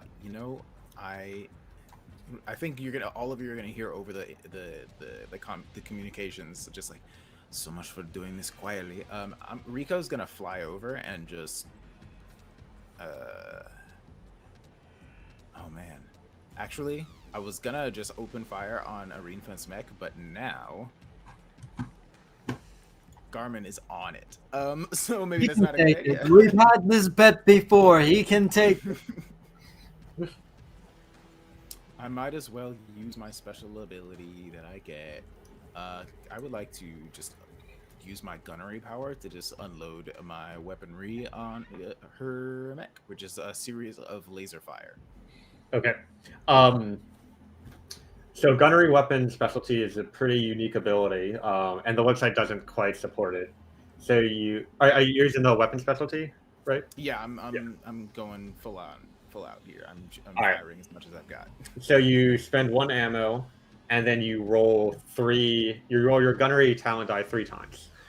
So what you can do is roll it once, and you don't roll a fortune die with it. So you can roll it and do a d6 fortune die, and we'll treat that as the gunnery talent die. That makes sense. And then you'll need to do it again for the 3rd one. All right. So that's 2 hits, and then go ahead and roll your 3rd one. All right. I guess the purple one will be the one that we're looking at, right? Yep. That's Nice. 3 hits. Nice. So that'll be, but she has 1 armor, so that reduces down to 2 damage she takes on her mech. Yeah. I'm just calling out to her. What the hell are you doing? Opening fire out in the middle? Like we're going, and I'm just like I'm gonna interrupt my own sentence. Just call out to everyone. This is going to attract a lot of attention. We have to get out of here as quick as we can.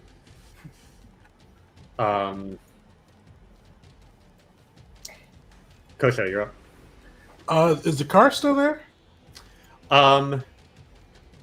It has it's all this is happening so quickly. I'd say it's like it's started driving away, but it's like you have a moment if you want to do something before it gets away. Koso, if he can, is going to try to catch up to the car and open the driver's seat, the driver's door, and try to like grab the driver, or just Okay. knock out the driver. Yeah. Go ahead and make a roll to try to do that. Okay. And because it is like starting to speed away, I'm going to give you a disadvantage, so this will be hard unless you have any advantages. That's what. So, this is attacking. You're trying to use motorized musculature, but this is attacking, so I think that one won't apply.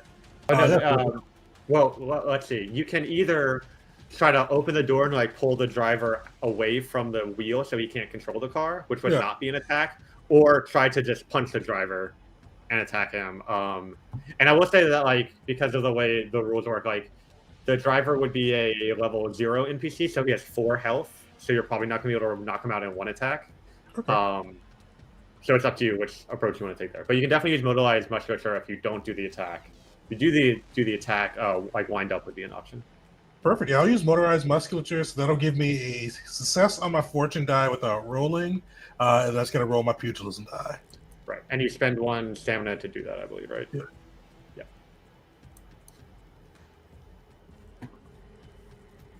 Oof.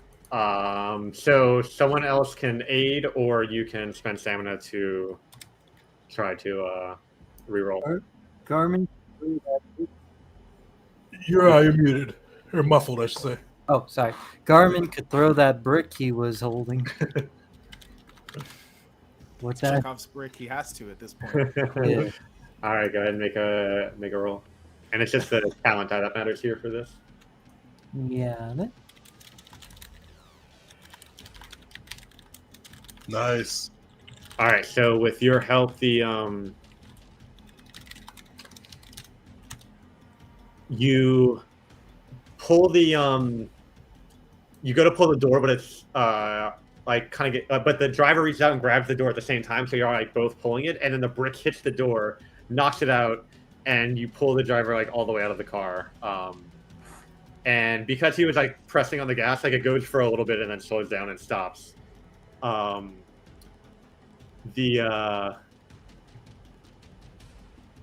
that succeeds. But you do get a complication. With the fortune die from the motorized musculature, would that still give a complication since it's a success? Oh, right. Sorry. You wouldn't have been able to aid because it would have been a messy success. I just saw the 2 failures on the rolled and assumed that it was a failure. I forgot about that. The My bad. brick is not in play. We'll still say you threw the brick. Yeah. So the complication is going to be that Rosemary, who was in the passenger seat, climbs over to the driver's seat and begins to try to like she it takes her a second to do that, so she's not going to get away right now. But the next time she gets a chance to act as a complication, she's going to drive away. And she's just like, you can see like terror in her face, and she's like mutters something about like, I knew this day would come, but not this soon. I think that puts us at a new round. Who would like to go? Did we walk in when they were intending to swap her out? I thought we were sure. But Kosa will yell out, "Oh shit, she's real." So you I mean, maybe.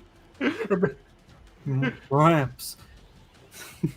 She could be just a very lifelike. All right. So, can I land my mech in front of the van? Yeah. That's just Path. movement. So that's Alright, a cool. free If I action, can but do that in addition to something else, then I would love to. Okay, I have a question for you. Mhm. Is it obvious who is in the most danger from Irene Fuzmek? Because I know Garmin is currently like holding on to it. I think like beating it with Rich. Fine. But then she was facing Noah, so I guess technically Noah's probably in the most danger from her right now. Yeah. Well, you get the sense she was more putting herself between Noah and RMM 204. Gotcha. So you don't know exactly who she's going to shoot next. Garmin looks more beat up than Noah, but also Garmin can take quite a bit more of a beating than Noah, so it's kind of a toss up at that point. But Okay. but You your know turn what? doesn't end until you make a roll. So Yeah, I want to throw the shield on Garmin and then land in front of the van, okay, my mech, and just like try to block its path.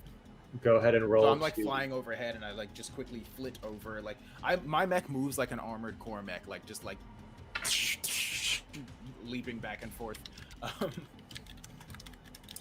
So yeah, I project a shield onto Garmin, hopefully successful this time. Instead of, you know what though, that dumpster has never been more protected. But let's see if I can do. Oh, and does the improvement to my mech help this? Yes, that would give you an advantage. So what am I rolling for this? I'm gonna give you easy, standard plus that advantage from the improvement. Cool. Messy success. So Can I make a suggestion? sure. What the complication is? I jumped in front of a van. Maybe I get hit. Yeah, that sounds good to me. So you do prevent the van from going off. Actually, the van gets damaged, but your mech will take another point of damage. Right, that's fine. So yeah, from above, you just you suddenly Garmin are covered in like a glittering, like semi-transparent. What do you want to call it? Light shield that is made out of tiny little triangles all over you. And but then in the next second, I am in front of a van being hit by it. Yeah. So Garmin, you can add the warded condition in the condition list. shoot. Let me add that. That should be under hero conditions. I actually don't know what warded does. I should have checked. I think I did read it at one point. I just forgot. When a warded character would take damage, they take no damage, and then the condition ends. Cool. Yep. Oh shoot, that's very So it helpful. cancels one instance of damage. Yeah, I tried to make like warding and armor and shield and like endurance like all work slightly differently, so they're all unique, but still kind of have that end goal of making you tougher. So who's next? That's my move. Garmin would like to keep wailing on the mech. Okay. Go ahead and roll your attack. All right. And you're gonna battle frenzy? Would that matter with her having one armor right now? So armor can't reduce damage below 1. So I guess I technically wouldn't. You can just do a punch without it, and it would deal the same amount of damage.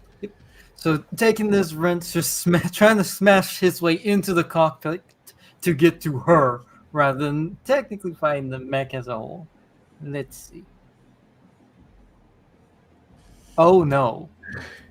So you can spend a stamina to reroll the fortune die, or someone else can try to aid with the talent.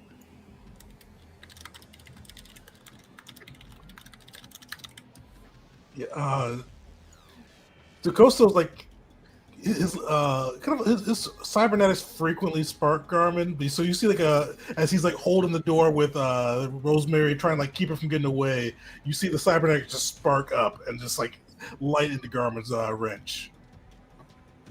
Alrighty. Roll a talent die. Oof. Oh goodness, no! Alright. All right. Still does damage to him. So we're at 2 complications. Noah, do you have anything? Further.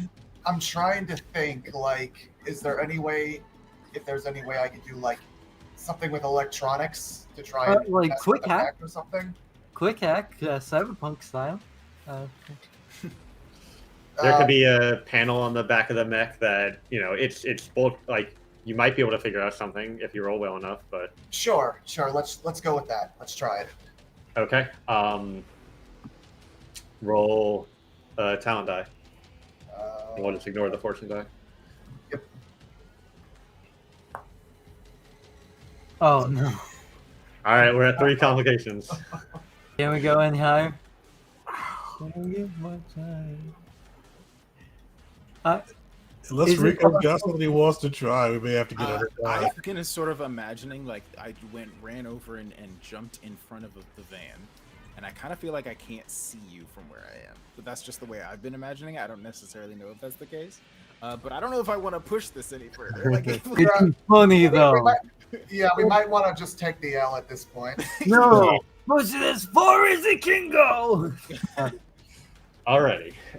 So first off, she's going to she's going to shoot Garmin twice. So the first shot would deal 3 damage, but the ward will break it, so you lose warded. And then the second shot is 1 point of damage because of your battle frenzy and tough skin. But I believe that puts you at 0, so you're desperate now. Which means Meaning you can anytime have, 4 armor against her. yes, you have 4 armor, but anytime you make a roll, you lose 1 stamina. And if you get to 0 stamina, you die. And you can add that as actually, I think it automatically adds a desperate condition. Yes, it Yeah. does. Yeah. So that has those details. And then one more complication. The security guards are going to move and get between Koso and Rosemarie. Just like using their bodies physically to protect her from you. So that was all 3. Who's next? I think I did my thing already.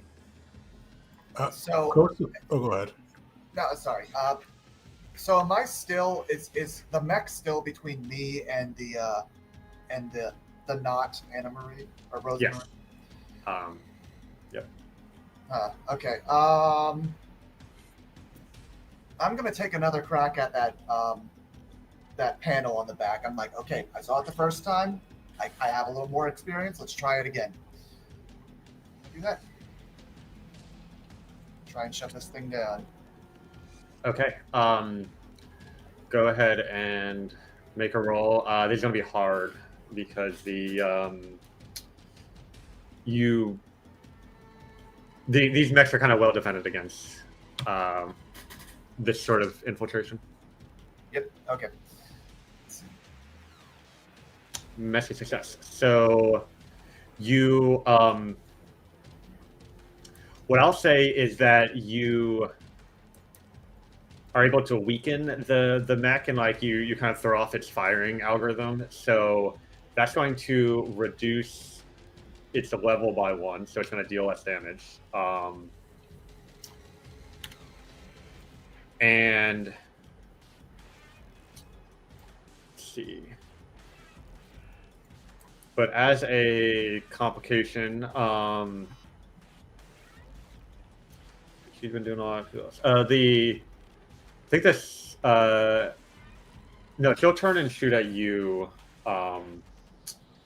Noah, and that's going to be 2 points of damage to you. Oof.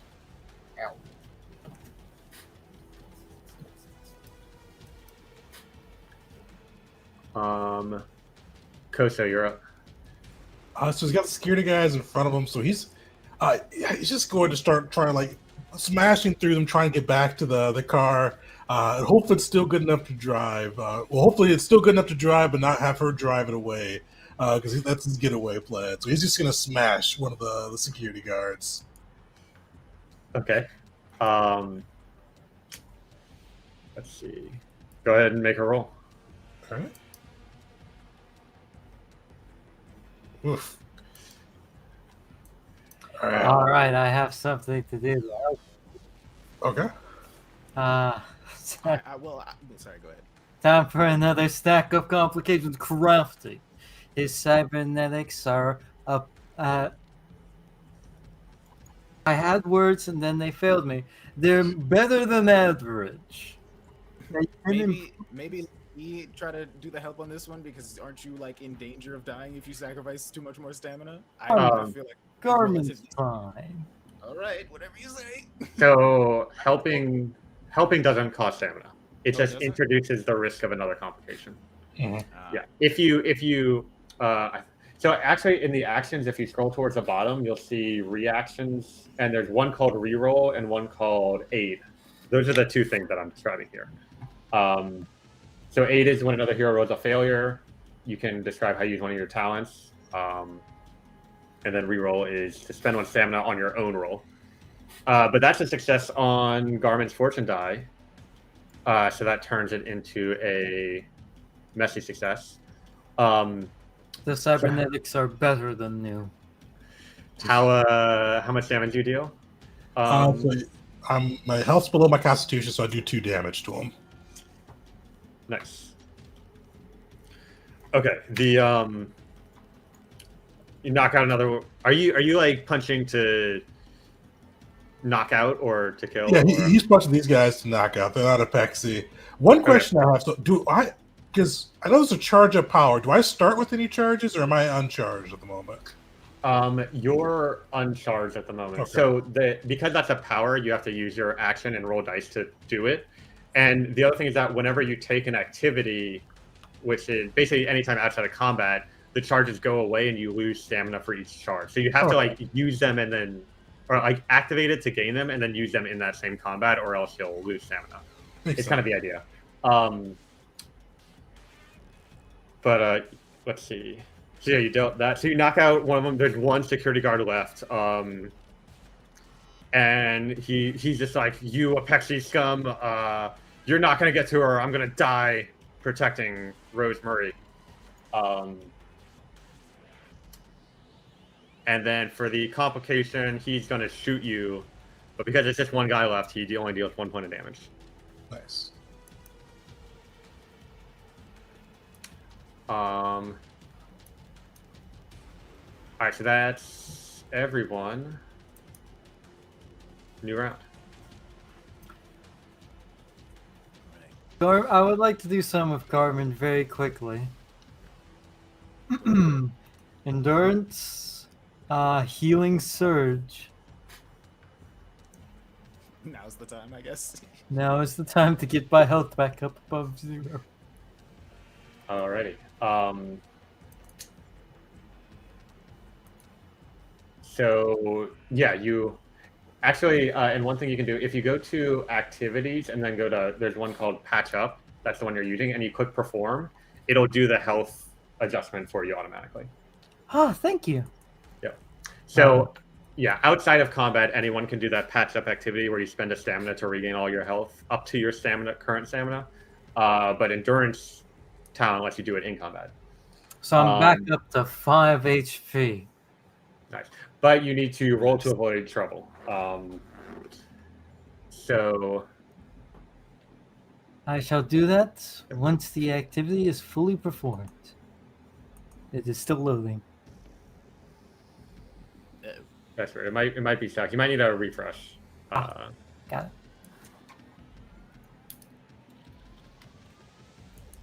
Yep, we're all good there. Talents. It's alright if I roll Battle Frenzy for this one, or does it have to be Endure?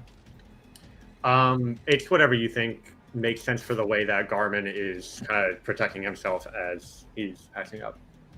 Yeah, just pure frenzy, get down into the battle, this rage, this bloodlust. That's just driving him. After getting shot, beaten, and just damaged so much, he just kind of looks through the cockpit, refocuses his eyes, and then continues. So,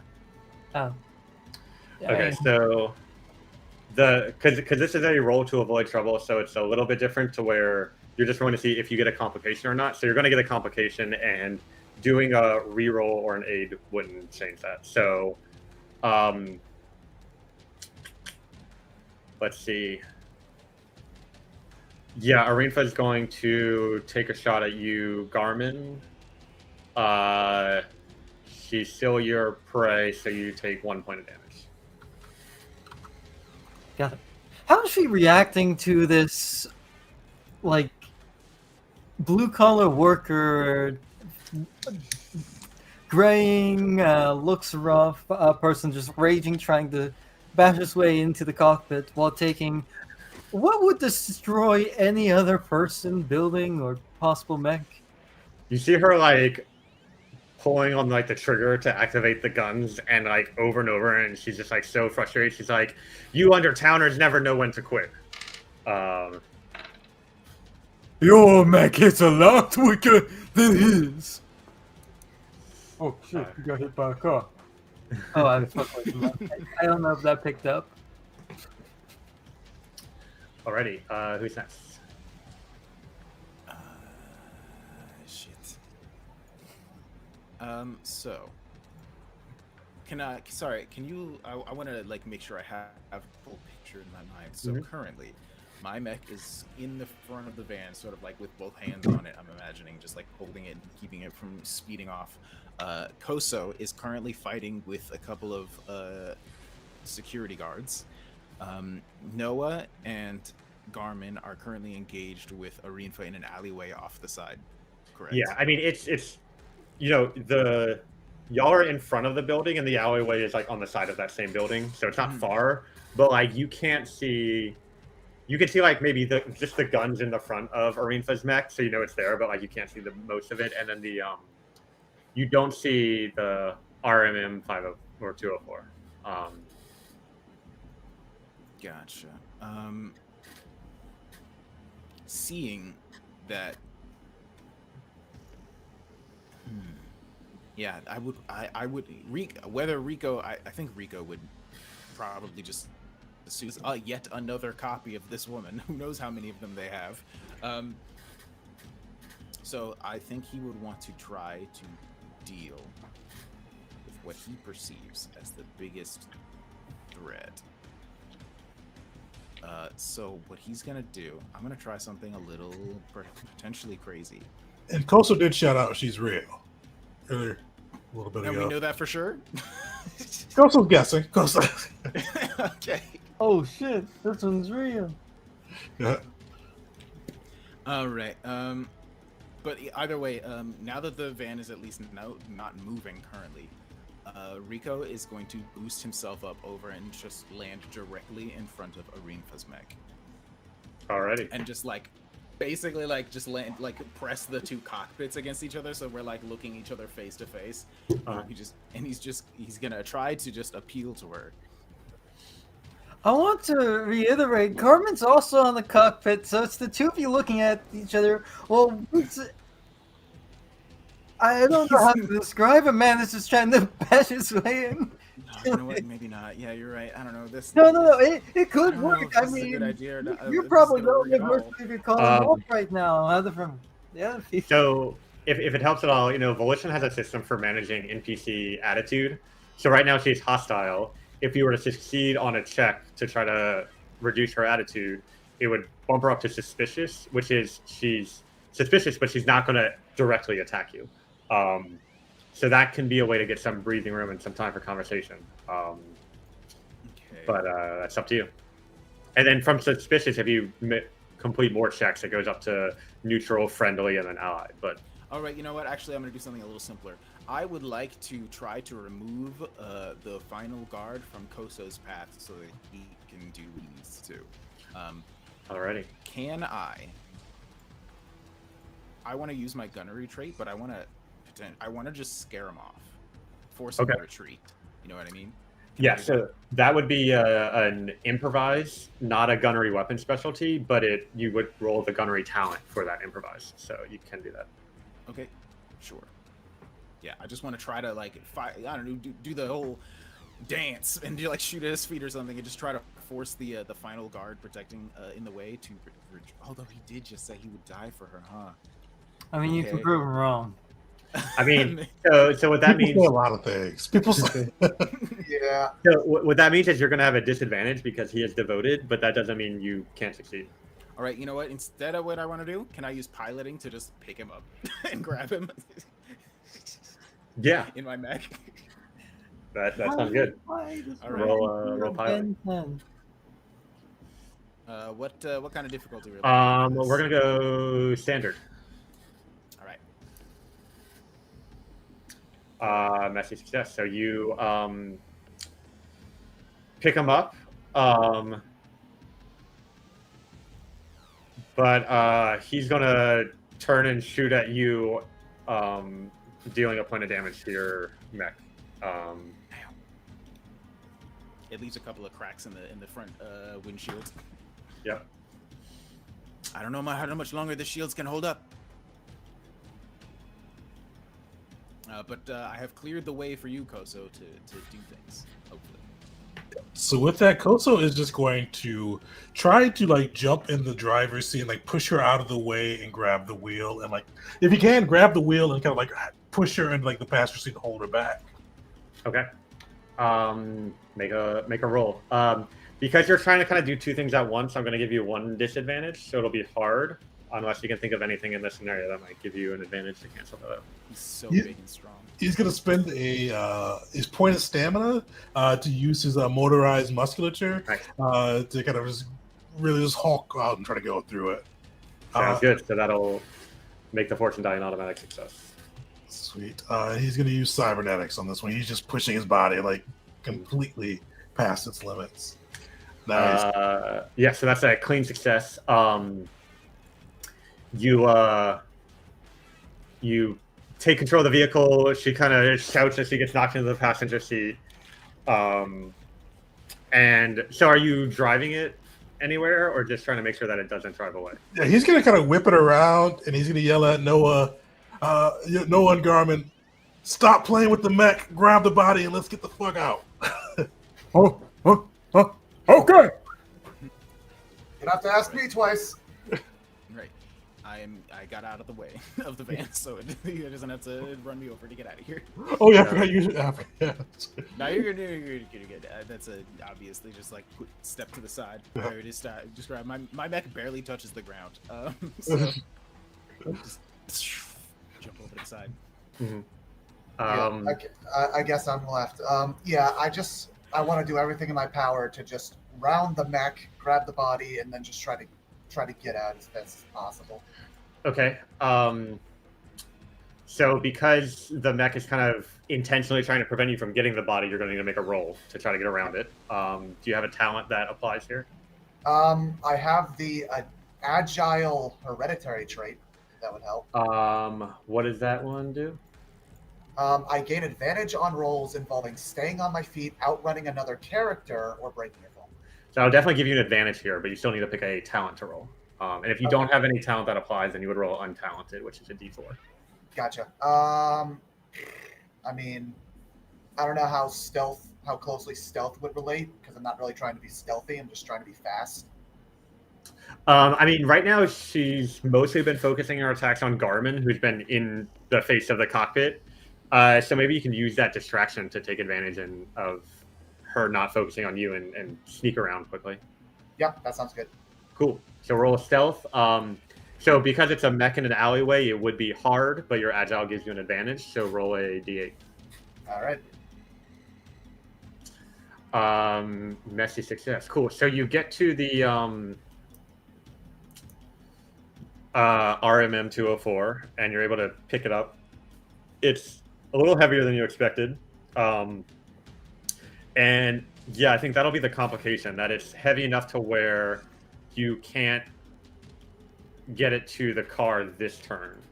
But next turn, if you dash, you'll be able to get to the car. Got it. So that's Noah's turn. So that leaves Garmin, I think, unless I forgot to mark you down as having gone this round. Garmin, I think you're up. Did I? Was this the round that he healed? Yes, it was. Yeah. Because I have a way on my side to mark who's gone. I just couldn't. I've been trying to keep track of it and have been forgetting every now and then. So yeah. So now that puts us at a new round. So anyone's free to go. Gorman wants to get off of this mech and get onto that. I want to say ship, but it's a sub.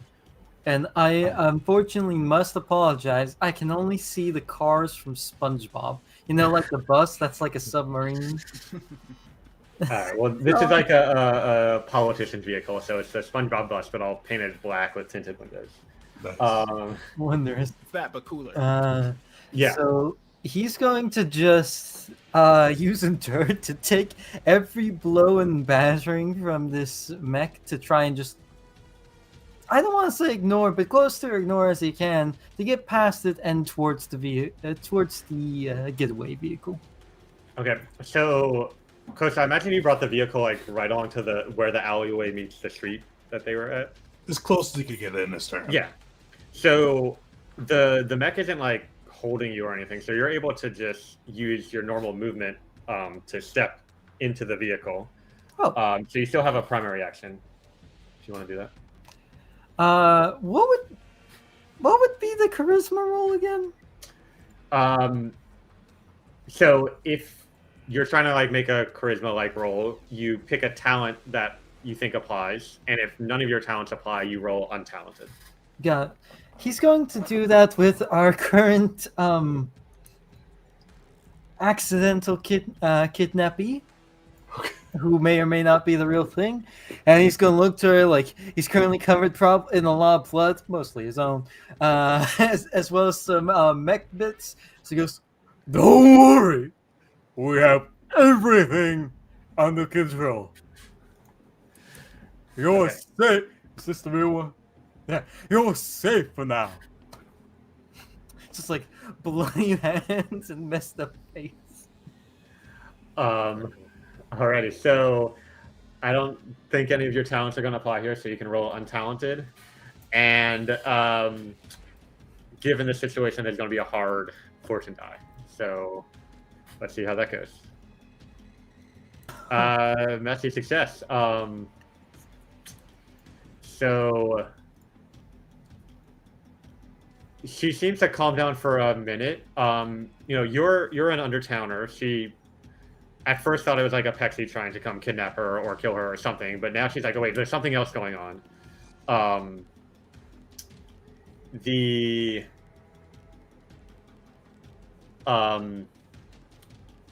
mech is going, or Arinfa is going to take a page out of Rico's book and move the mech in front of the van, though, and like kind of like grab the front of it.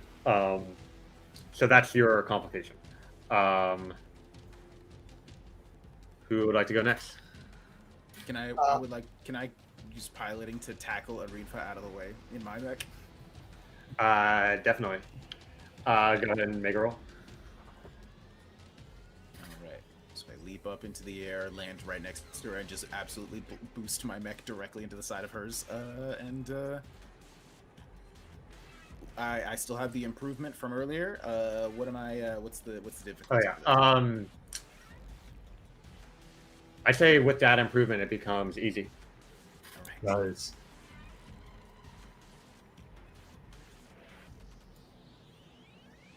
Perfect. Nice. So you knock it back. And Can I just shout to everyone, "Get out of here! I can catch up with you in a second." yeah. But as you knock her away and open the path for the van, she's going to shoot at your mech, so your mech will take another point of damage. Boy, it's getting real low.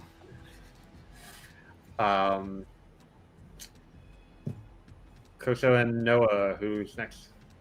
Noah's going to dash to the sub, All right. carrying the mech. So you'll need to roll to avoid danger, but you will get there with your dash. Okay. Would you mind reminding me how to roll to avoid? Yeah, so it's just you make a roll, and it's just to see if you get any complications or not. Success or failure doesn't matter. Okay. So you still pick a talent that you think makes sense here, and it's going to be. I'm going to give you easy because Rico successfully knocked Arinfa aside.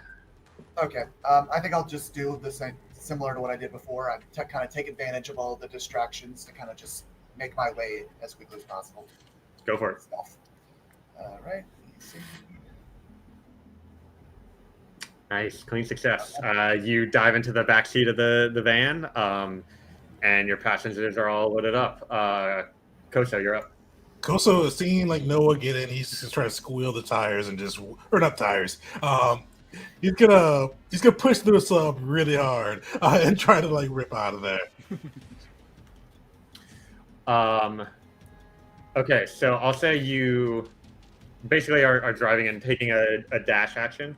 So you're able to get away. You just need to roll to avoid danger. So roll piloting.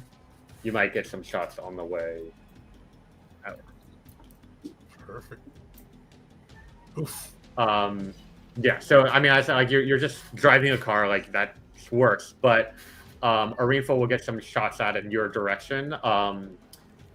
And I'm gonna say those of you inside the vehicle, since you're inside the vehicle, it gives you a little bit of cover, and this thing's like not kind of well armored.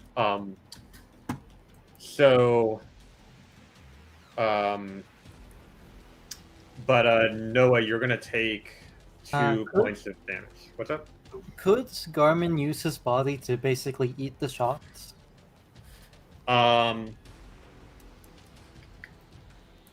Let's see. Yeah, I think that like if Garmin was like positioning himself to protect the people in the vehicle from outside shots, then yeah, I think definitely you can be in the position for that. Yeah. So you're it would be 3 points of damage reduced to 2 because of armor. So you just take 1, or sorry, she's prey, so you take 1 point of damage. Heck yeah.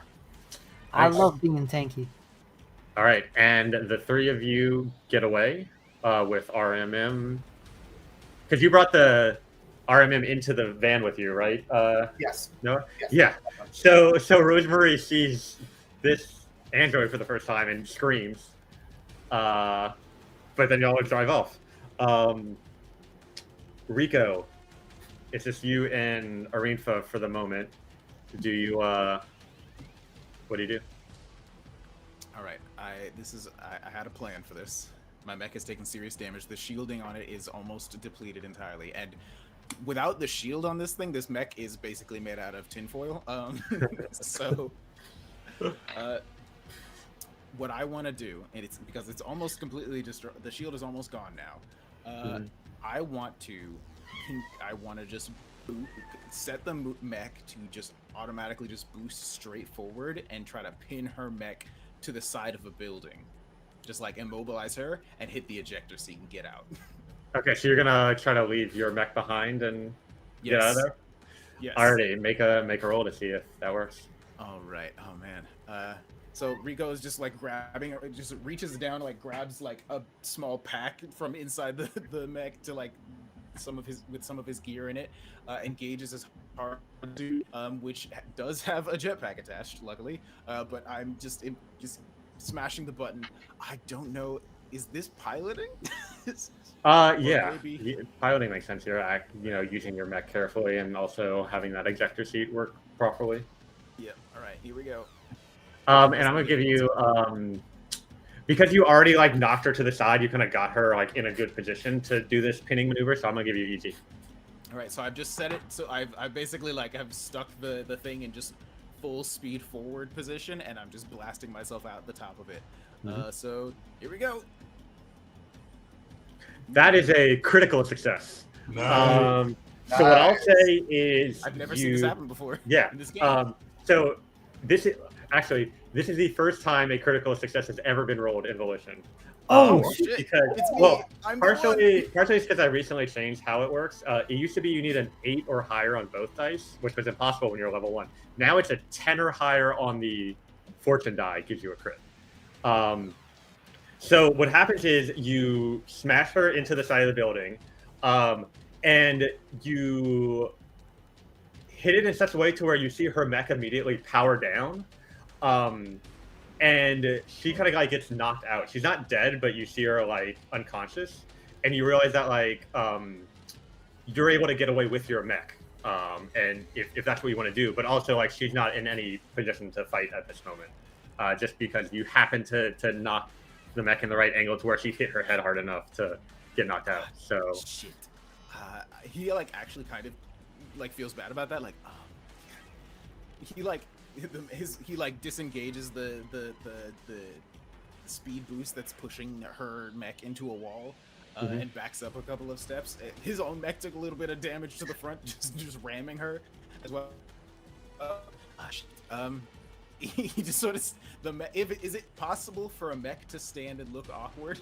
Yeah. If so, that's what happens. And he says, "Shit. Well, I hope that next time we meet, it's on better circumstances." And then he boosts off and flies to catch up with the van or the. Alrighty. As you head off with both Rosemaries, I need to go to the bathroom, so we can take a quick break, and then we'll see what happens when we come back. All right. Sweet. So everybody about 5 minutes.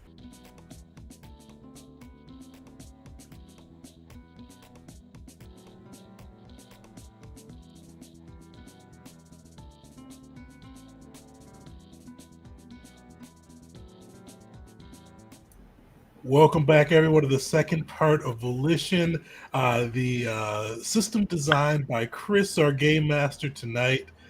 So definitely, I threw it in the link. I'll throw it in again, but definitely check out the website. It is free. You can go in and build a character and run adventures off of it. So definitely go check that out. But I'll turn it back over to Chris. Alrighty. So after a fearsome brawl outside of Mother's restaurant, you're driving your sub through the streets of New Orleans, and in Rico flying his mech behind, while Koso drives and Noah and Garmin are there, along with Rosemarie and RMM, the leader of the Undertown Freedom Movement and the android clone of her that Apexi sent, and currently has a chip stuck in its port, disabling it, waiting to go through a reboot sequence. So, Koso, are you just kind of driving around to stay mobile, or are you heading to a specific destination, and then like kind of what's everyone else doing after you answer that? Yeah, he'd probably be taking her to, like, I don't know if they've had like a staging area where they're planning things, or some spot that he'd know in the city that's kind of out of the way, and kind of making it as hard as he can to like make people to follow. Yeah. What this feels like a weird question. What's the response time on the police? Because I feel like they're definitely on their way, and they will be looking for a large red and orange mech. So the in the Undertown, police presence is not. I mean, it exists, and there's people keeping law, but it's not as strict as maybe Rico is used to in Overtown. So the you have some time, and also this Rico can move pretty fast in his mech, I would imagine. But once we kind of figure out what everyone's doing, we can maybe make a roll to see if you're able to get away safely and not caught, or if eventually police catch up to you. I would say, so probably a place that would come to mind, Koso, is you're near where the Mississippi River was, and there's lots of like docks and ports that are no longer in use because the entire city is underwater. But so that area is completely abandoned.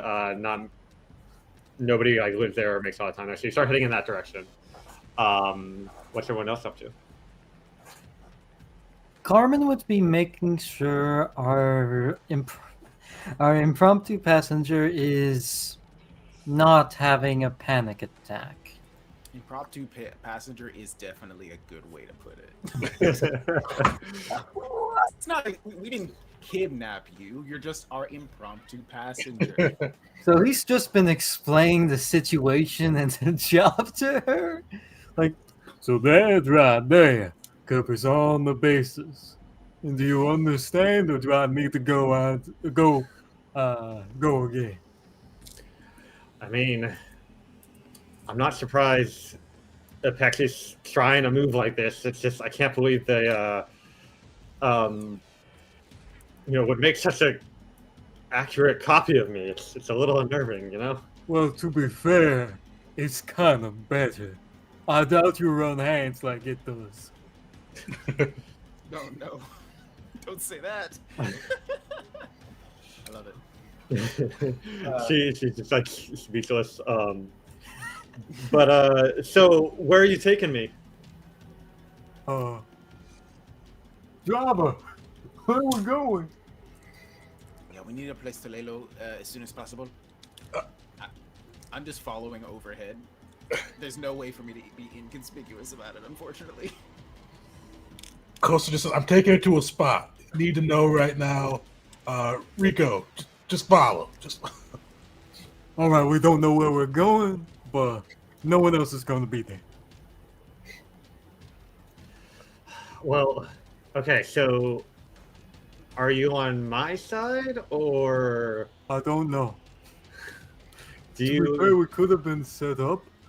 do you It depends who's paying us the most, really. No. well, Oh, go ahead. Not the corporations. all right, well, so y'all would be happy to see Apexi out of Undertown business. We I would. think that's a universal thing. All right. Quick question: have we confirmed that this this Rosemary is the real Rosemary and not just another copy? I was just about to ask you to check her neck. Yeah, that's what I'd like to do. I would like to look to see if it's the same setup before, or if she seems real. So you kind of deftly, before she has a chance to react, go and like press the back of her neck in the same spot that you did on our MM204 that activated, like exposed the port. And you just press and you just feel like flesh and bone. And she just goes, "Hey, what was that for?" All right, she's real. I don't elaborate. All right. Yeah, we Well, don't know how many of these things are out there. listen, if y'all don't want there to be warfare in the streets, I need to get to the Superdome by 8, or else people will be concerned and think that Apexi's really gone crazy. So, look, maybe we can make some kind of opportunity about this, having this clone of me here. Maybe it has some information about Apexi, but I need to get to the Superdome. I mean, Well- right now... Oh, sorry, go ahead. No, go ahead. If you... Right now, we're reprogramming the android, right? And so, if we want to be funny about it, we can send the android in, just in case someone comes to, you. Just assassination attempt, because things didn't look like they turned out all that well with the swap. So where'd y'all find this android? She was at the restaurant. She was probably going to we had been told you already been replaced. She probably was going to replace you at the restaurant. Yeah, she kicked my ass in an alleyway. One question I have, how influential is Rosemary? Like, is she like? I know she's a local celebrity. Like, if we had her like go on stage with the decoy or with like the android, and it was like Apexi did this, would that be damning? Damning to like Apexi? Yeah. Apexi. I know that she's probably gonna get killed, but would it hurt Apexi?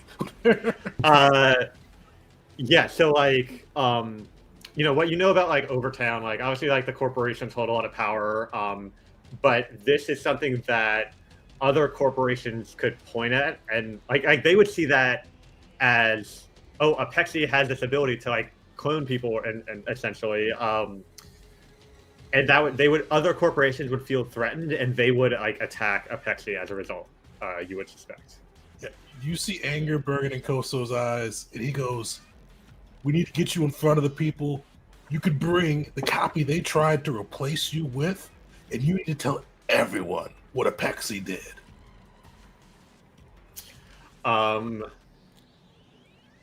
Yeah, so that is going to be politically a risky move, so I'm going to have you make a roll. Okay. But I'm going to make it easy because, at least on the surface level, it seems pretty effective way to get more people rallied against Apexi, which is her goal. It's probably be untalented, right? If you don't have any talents, then yeah. Yeah, electricity beating up his cybernetics probably would not help here. And So this he'll is be. still the role to convince her to go along with this, or whether it works. Go along with it. Okay.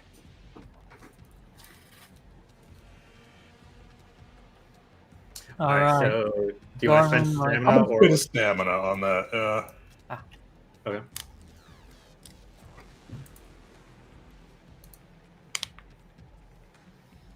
All right, so yeah, stamina lets you reroll the fortune die, which turns it into a critical success, or critical messy success. Well, actually, that's something I need to think about. Is can you turn? So I'll make a note for that for later. But for now, we're going to say that is a critical messy success after spending the stamina. So the she's like, yeah, this is perfect. Even if it drives the corporations to war with each other in Overtown, like I don't care. My people are safe. They can deal with their own problems. So she's all on board for that. Also, I'll mention that while Koso is driving around, this is a great time to do minutes activities. So if you want to patch up, you can regain some health that way, or if you have anything else. I know a lot of like the electronics and like crafting powers are like minutes activities. So y'all can take care of that, and then let me know if like what else y'all are trying to do in this time or figure out. What kind of, like, if I want to repair my mech, Mhm. what kind of activity is that? Let's see. So technically, there's a level 2 piloting feature that lets you repair it. But I should have a way for you to do something like that at level 1. So for now, I'm just going to let you use that feature, even though it's level 2. So you can spend any amount of supply to restore that much health to your vehicle. All right. I've got a lot of supply because that's kind of sort of accidentally my character's thing. So I'm gonna spend 3 supply to get me almost back up. Yep. Yeah, so every talent you have that has features that cost supply adds 1 to your supply, and everyone has 5 by default. So because piloting costs supply to repair the vehicle and gunnery costs supply to reload, you have +1 from each of those. Cool. So yeah, you patch that up, and unless anyone else wants to do anything, you can head to the Superdome for the rally and present Rosemary and her copy. I would like to be doing something during Sure. this whole time. I would be, now that we no longer need the Android, like with the chip or whatever, he'd be hooking this thing up directly to his portable tablet and just getting as much data on this thing as possible. All right, let's make a roll to see how much you can get. All right. Definitely be using electronics. Any specific role? We're gonna go. They have pretty good encryption, which would be 2 disadvantages, but you have been studying them and trying to crack them for a while, so you know what to expect. So we're gonna go hard for this one. Gotcha. Clean success, nice. So you find some details. She has access to a lot of data around the strategy to replace Rosemary. So there's also some information about Reginald, how he fled and he stole some details. And so basically what you're able to piece together is that he didn't like lie to you or anything. He just got the timeline wrong. He didn't have he got as much information as he could, but he didn't have everything. So he thought that she had already been replaced, but got that mixed up. And in fact, there was an attempt to replace her right after, and her security guards thwarted that. So the encounter at the restaurant was like a second attempt. And you also know that they have plans to produce more of these human-like androids, and they have this is like the only model currently that's like in production and working, but they have plans and are like in progress for like lots more to replace different corporate executives in rival companies and things like that. And a lot of information like that would be pretty damning if it got into the right hands.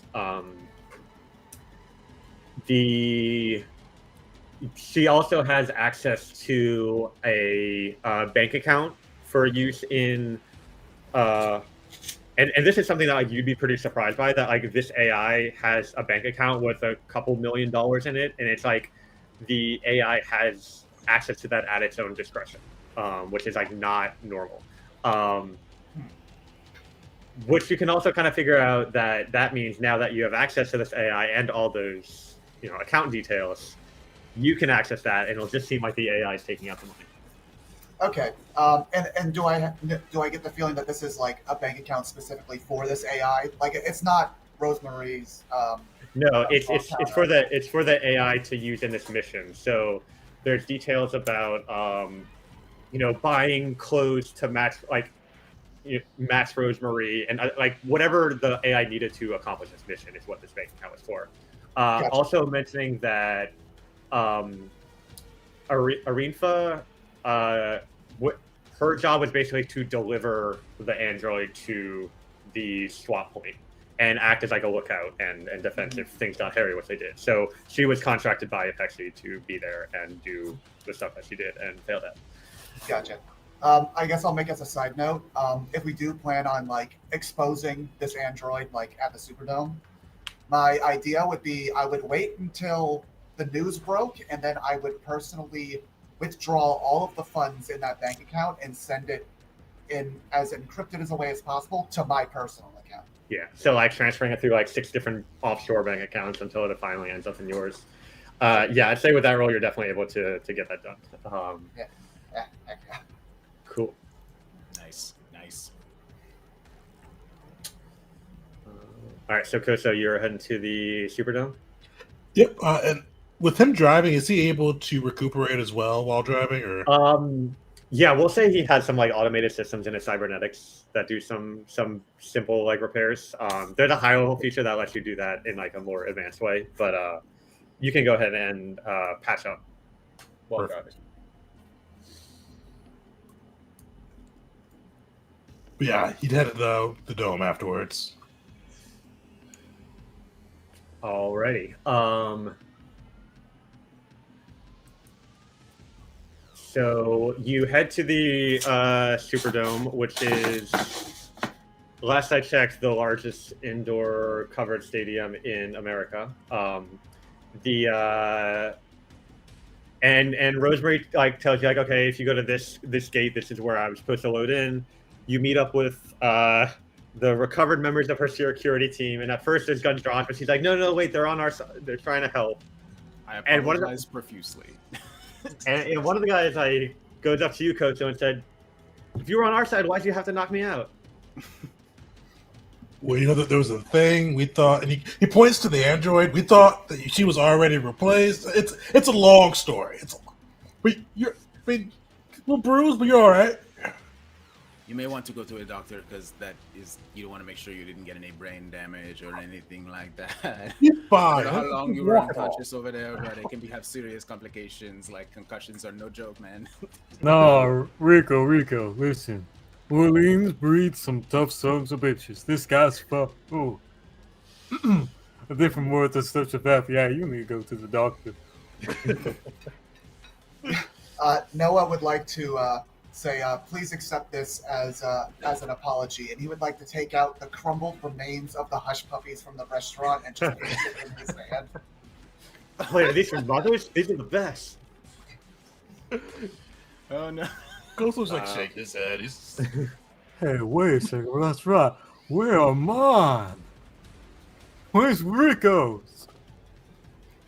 I think this is all that remains. Rico takes a hat he wasn't wearing off and holds it to his chest. We all have a moment of silence. Alrighty. Then Rosemary will say, look, it was hairy there for a minute, but you did technically save me from getting killed by this android. And we sure that thing's completely disabled, right? The android starts beeping loudly.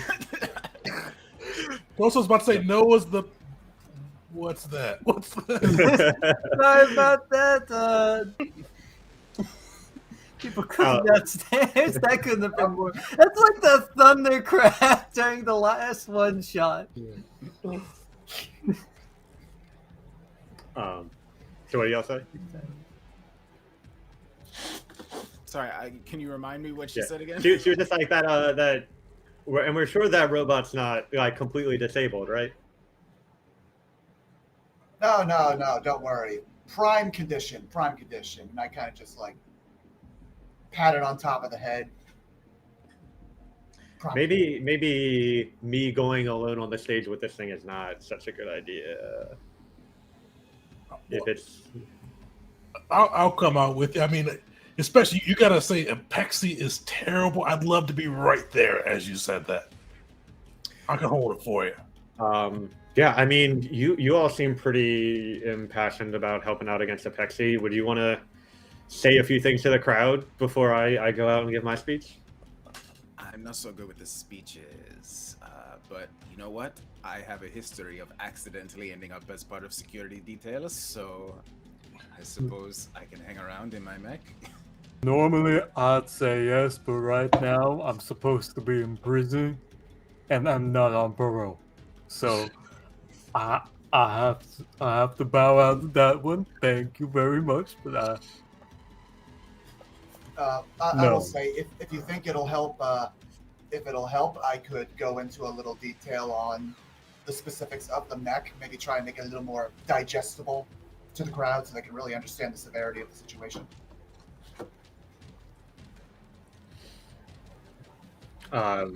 Koso? Goso, I've got a lot of words about Apexi, but people usually tune out or get a little uncomfortable when I get too mad about it. So I'll let Noah do his thing. Alrighty, yeah. So with that, they head into the stadium, into kind of like a waiting room, and there's like other people like doing presentations and talks and stuff kind of beforehand to lead up to Rosemarie's kind of speech, and she's like, all right, Noah, you and I can go out, and then after we kind of explain what the situation is, Koso, if you can bring the android out so everyone can see what's going on. And with that, she'll kind of nod to you, Noah, and then walk out into the stage that they have set up. And there's thousands of people all like shouting. There's banners held up saying "Down with Apexi" and "Life Not Logic" and all sorts of different things. It's so as she says, Orleanians, people of Undertown, Apexi has done terrible things to us, and we need to work together to protect ourselves. In fact, I had to. Several people protected me today from an attack, and this is Noah Fontenot, one of those. There was an attempt on my life by Apexi, and I narrowly survived thanks to Noah and his friends' help. Noah, if you'd like to tell them what happened. Certainly, and I'll kind of just go into like a description of like, we received intel about an attempted, I'm going to play it off as if we always knew it was an attempted kidnapping, so we don't have to muddle the details or anything like that. And we'll describe the situation at the Mother's restaurant, and I will be going into like extreme detail. I want to be as dramatic, possibly overly dramatic as possible to really get the crowd riled up. Nice. And then I'll end it with, and as a result, we were able to discover that Rosemary was in fact the target of an AI replica. And I sort of like motion to Koso to bring on the replica onto the stage. Koso like as soon as he gestures, like dramatically brings her out and just like holds up this replica to the crowd. Yeah, and she says, they just as they tried to steal our images, steal our skills, they stole me. But I can promise you, this is the real me standing before you. The fake has been taken care of. And we are here to stay. We are Orleanians. We got the best cooking, the best music, the best parties in the whole world, and the corpos can't take that away from us. Hurricanes haven't taken our home, floods haven't taken our home, wars haven't taken our home. Our roots are here and they go deep. Apexy's trying to copy that. They want to replace everyone with androids, but we ain't going nowhere. And it's not like we're afraid of technology. Heck, we use it with every breath we take. But we use rebreather cyberware because we want to. It's what we got to do to stay in Nons. And those that don't want to do that up and left already. What we don't want is Apexy downloading our faces, our works, our skills into their robots. Now, New Orleans is one of a kind, you hear? They want me, well, they're going to have a piece of me. Are y'all with me? And the crowd cheers, and she starts going on into like plans about, getting other like organizations to start like enacting laws to restrict these corporations, but also using some of the data that she's found to like turn the corporations against each other, and get them to leave the Undertowners alone while they rebuild New Orleans. And that's where we're going to end our one shot. Thanks for playing, y'all. I hope you enjoyed it. I'm eager to hear what y'all thought of the system. You got any feedback, and I hope you had a good time. It was a blast, man. Oh yeah, awesome. Before we dive into the feedback, I don't know if we mentioned at the start of the one shot. What would be kind of like your elevator pitch for Volition?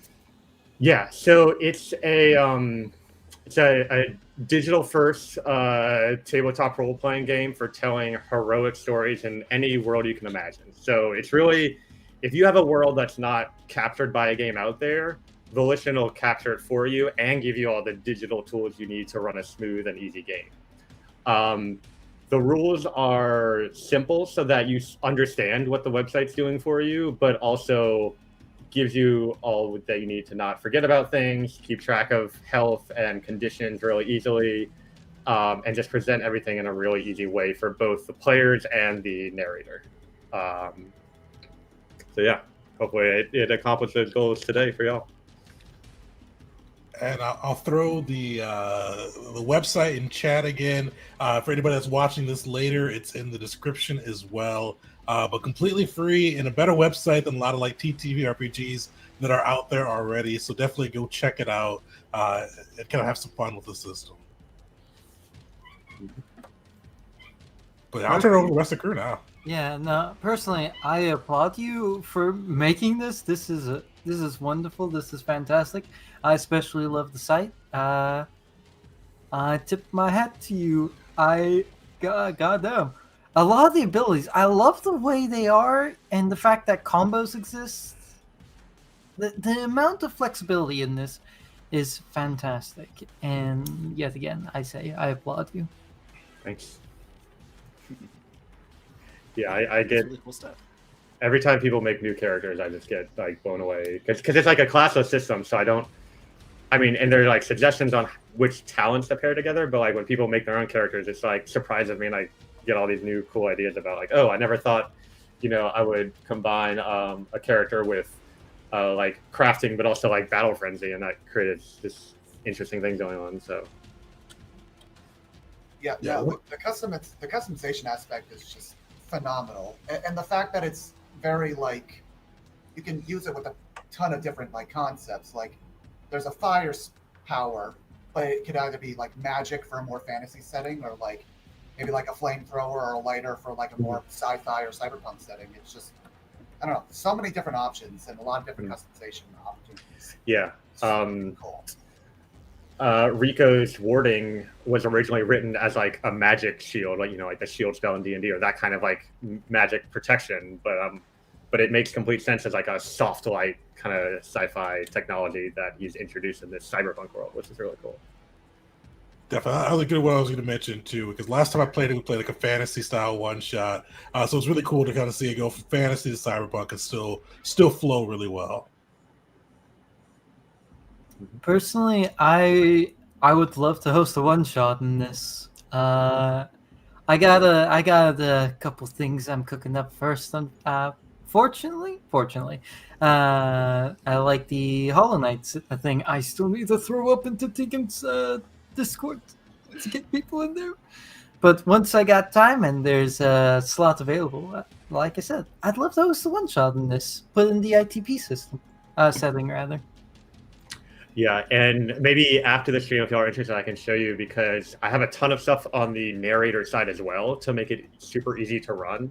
The way you create and manage NPCs gives you a ton of options, and it shows you like the health of all the characters that updates in real time and the conditions they have and all that stuff. And I can apply. I didn't do it actually, but I can apply conditions to you. It'll show up on your character sheet and that kind of stuff. So I definitely would love. I do have one friend who's running a campaign in Volition, so I've gotten some good feedback from him. But definitely, feedback from narrators is something I could always use more of. So I'd love to. That'd be so cool if you got a chance to run it and told me how it went. That'd be a great way to get feedback too. Because like right now, it's like mostly you running the game, so like you don't. How it feels for somebody else to be using those tools from that side of thing from somebody else's perspective would probably be very helpful for you to like learn about like where the pain points are and stuff like that. Perfect. So stay tuned to see some more Volition. Yeah, definitely go check out the site, go build some characters, and if you do get a chance to run it up. Chris, is there a spot for them to give feedback? Is there a spot on the website or for them to give feedback to you? At the bottom of the homepage is a link to join my Discord server. So you can provide feedback there, chat with me, share your character creations, find games that I'm hosting. I post there every now and then when I have a new playtest I'm hosting, and sometimes other people do as well. So come join there. The more the merrier. So go check it out. Go join the Discord. Provide some feedback. Yeah, definitely stay tuned for some more Volition as well on the channel. But any parting words, crew, before we wrap it up for tonight? I like the fact that Wisteria is one of the people on there. I noticed that. I didn't notice that. Yep. Yeah, because I wanted to use like an art piece that like I commissioned rather than just something I found on the internet. So it's perfect. And like she's just an interesting character, and building and capturing her in this system compared to Pathfinder was a lot of fun to see how she's similar but also different. So for any Pandemonium fans, go check that out. Speaking of Pandemonium, too, check us. I think we're back the 3rd or the 5th of September. We'll be back for Pandemonium during our tournament arc. And then next week, we are doing our Fallout TTRPG game of the month. So definitely come through, get a chance to see the Fallout system played out, and get to win a free PDF copy of the RPG. But yeah, thanks everybody for hanging out, and we'll see you.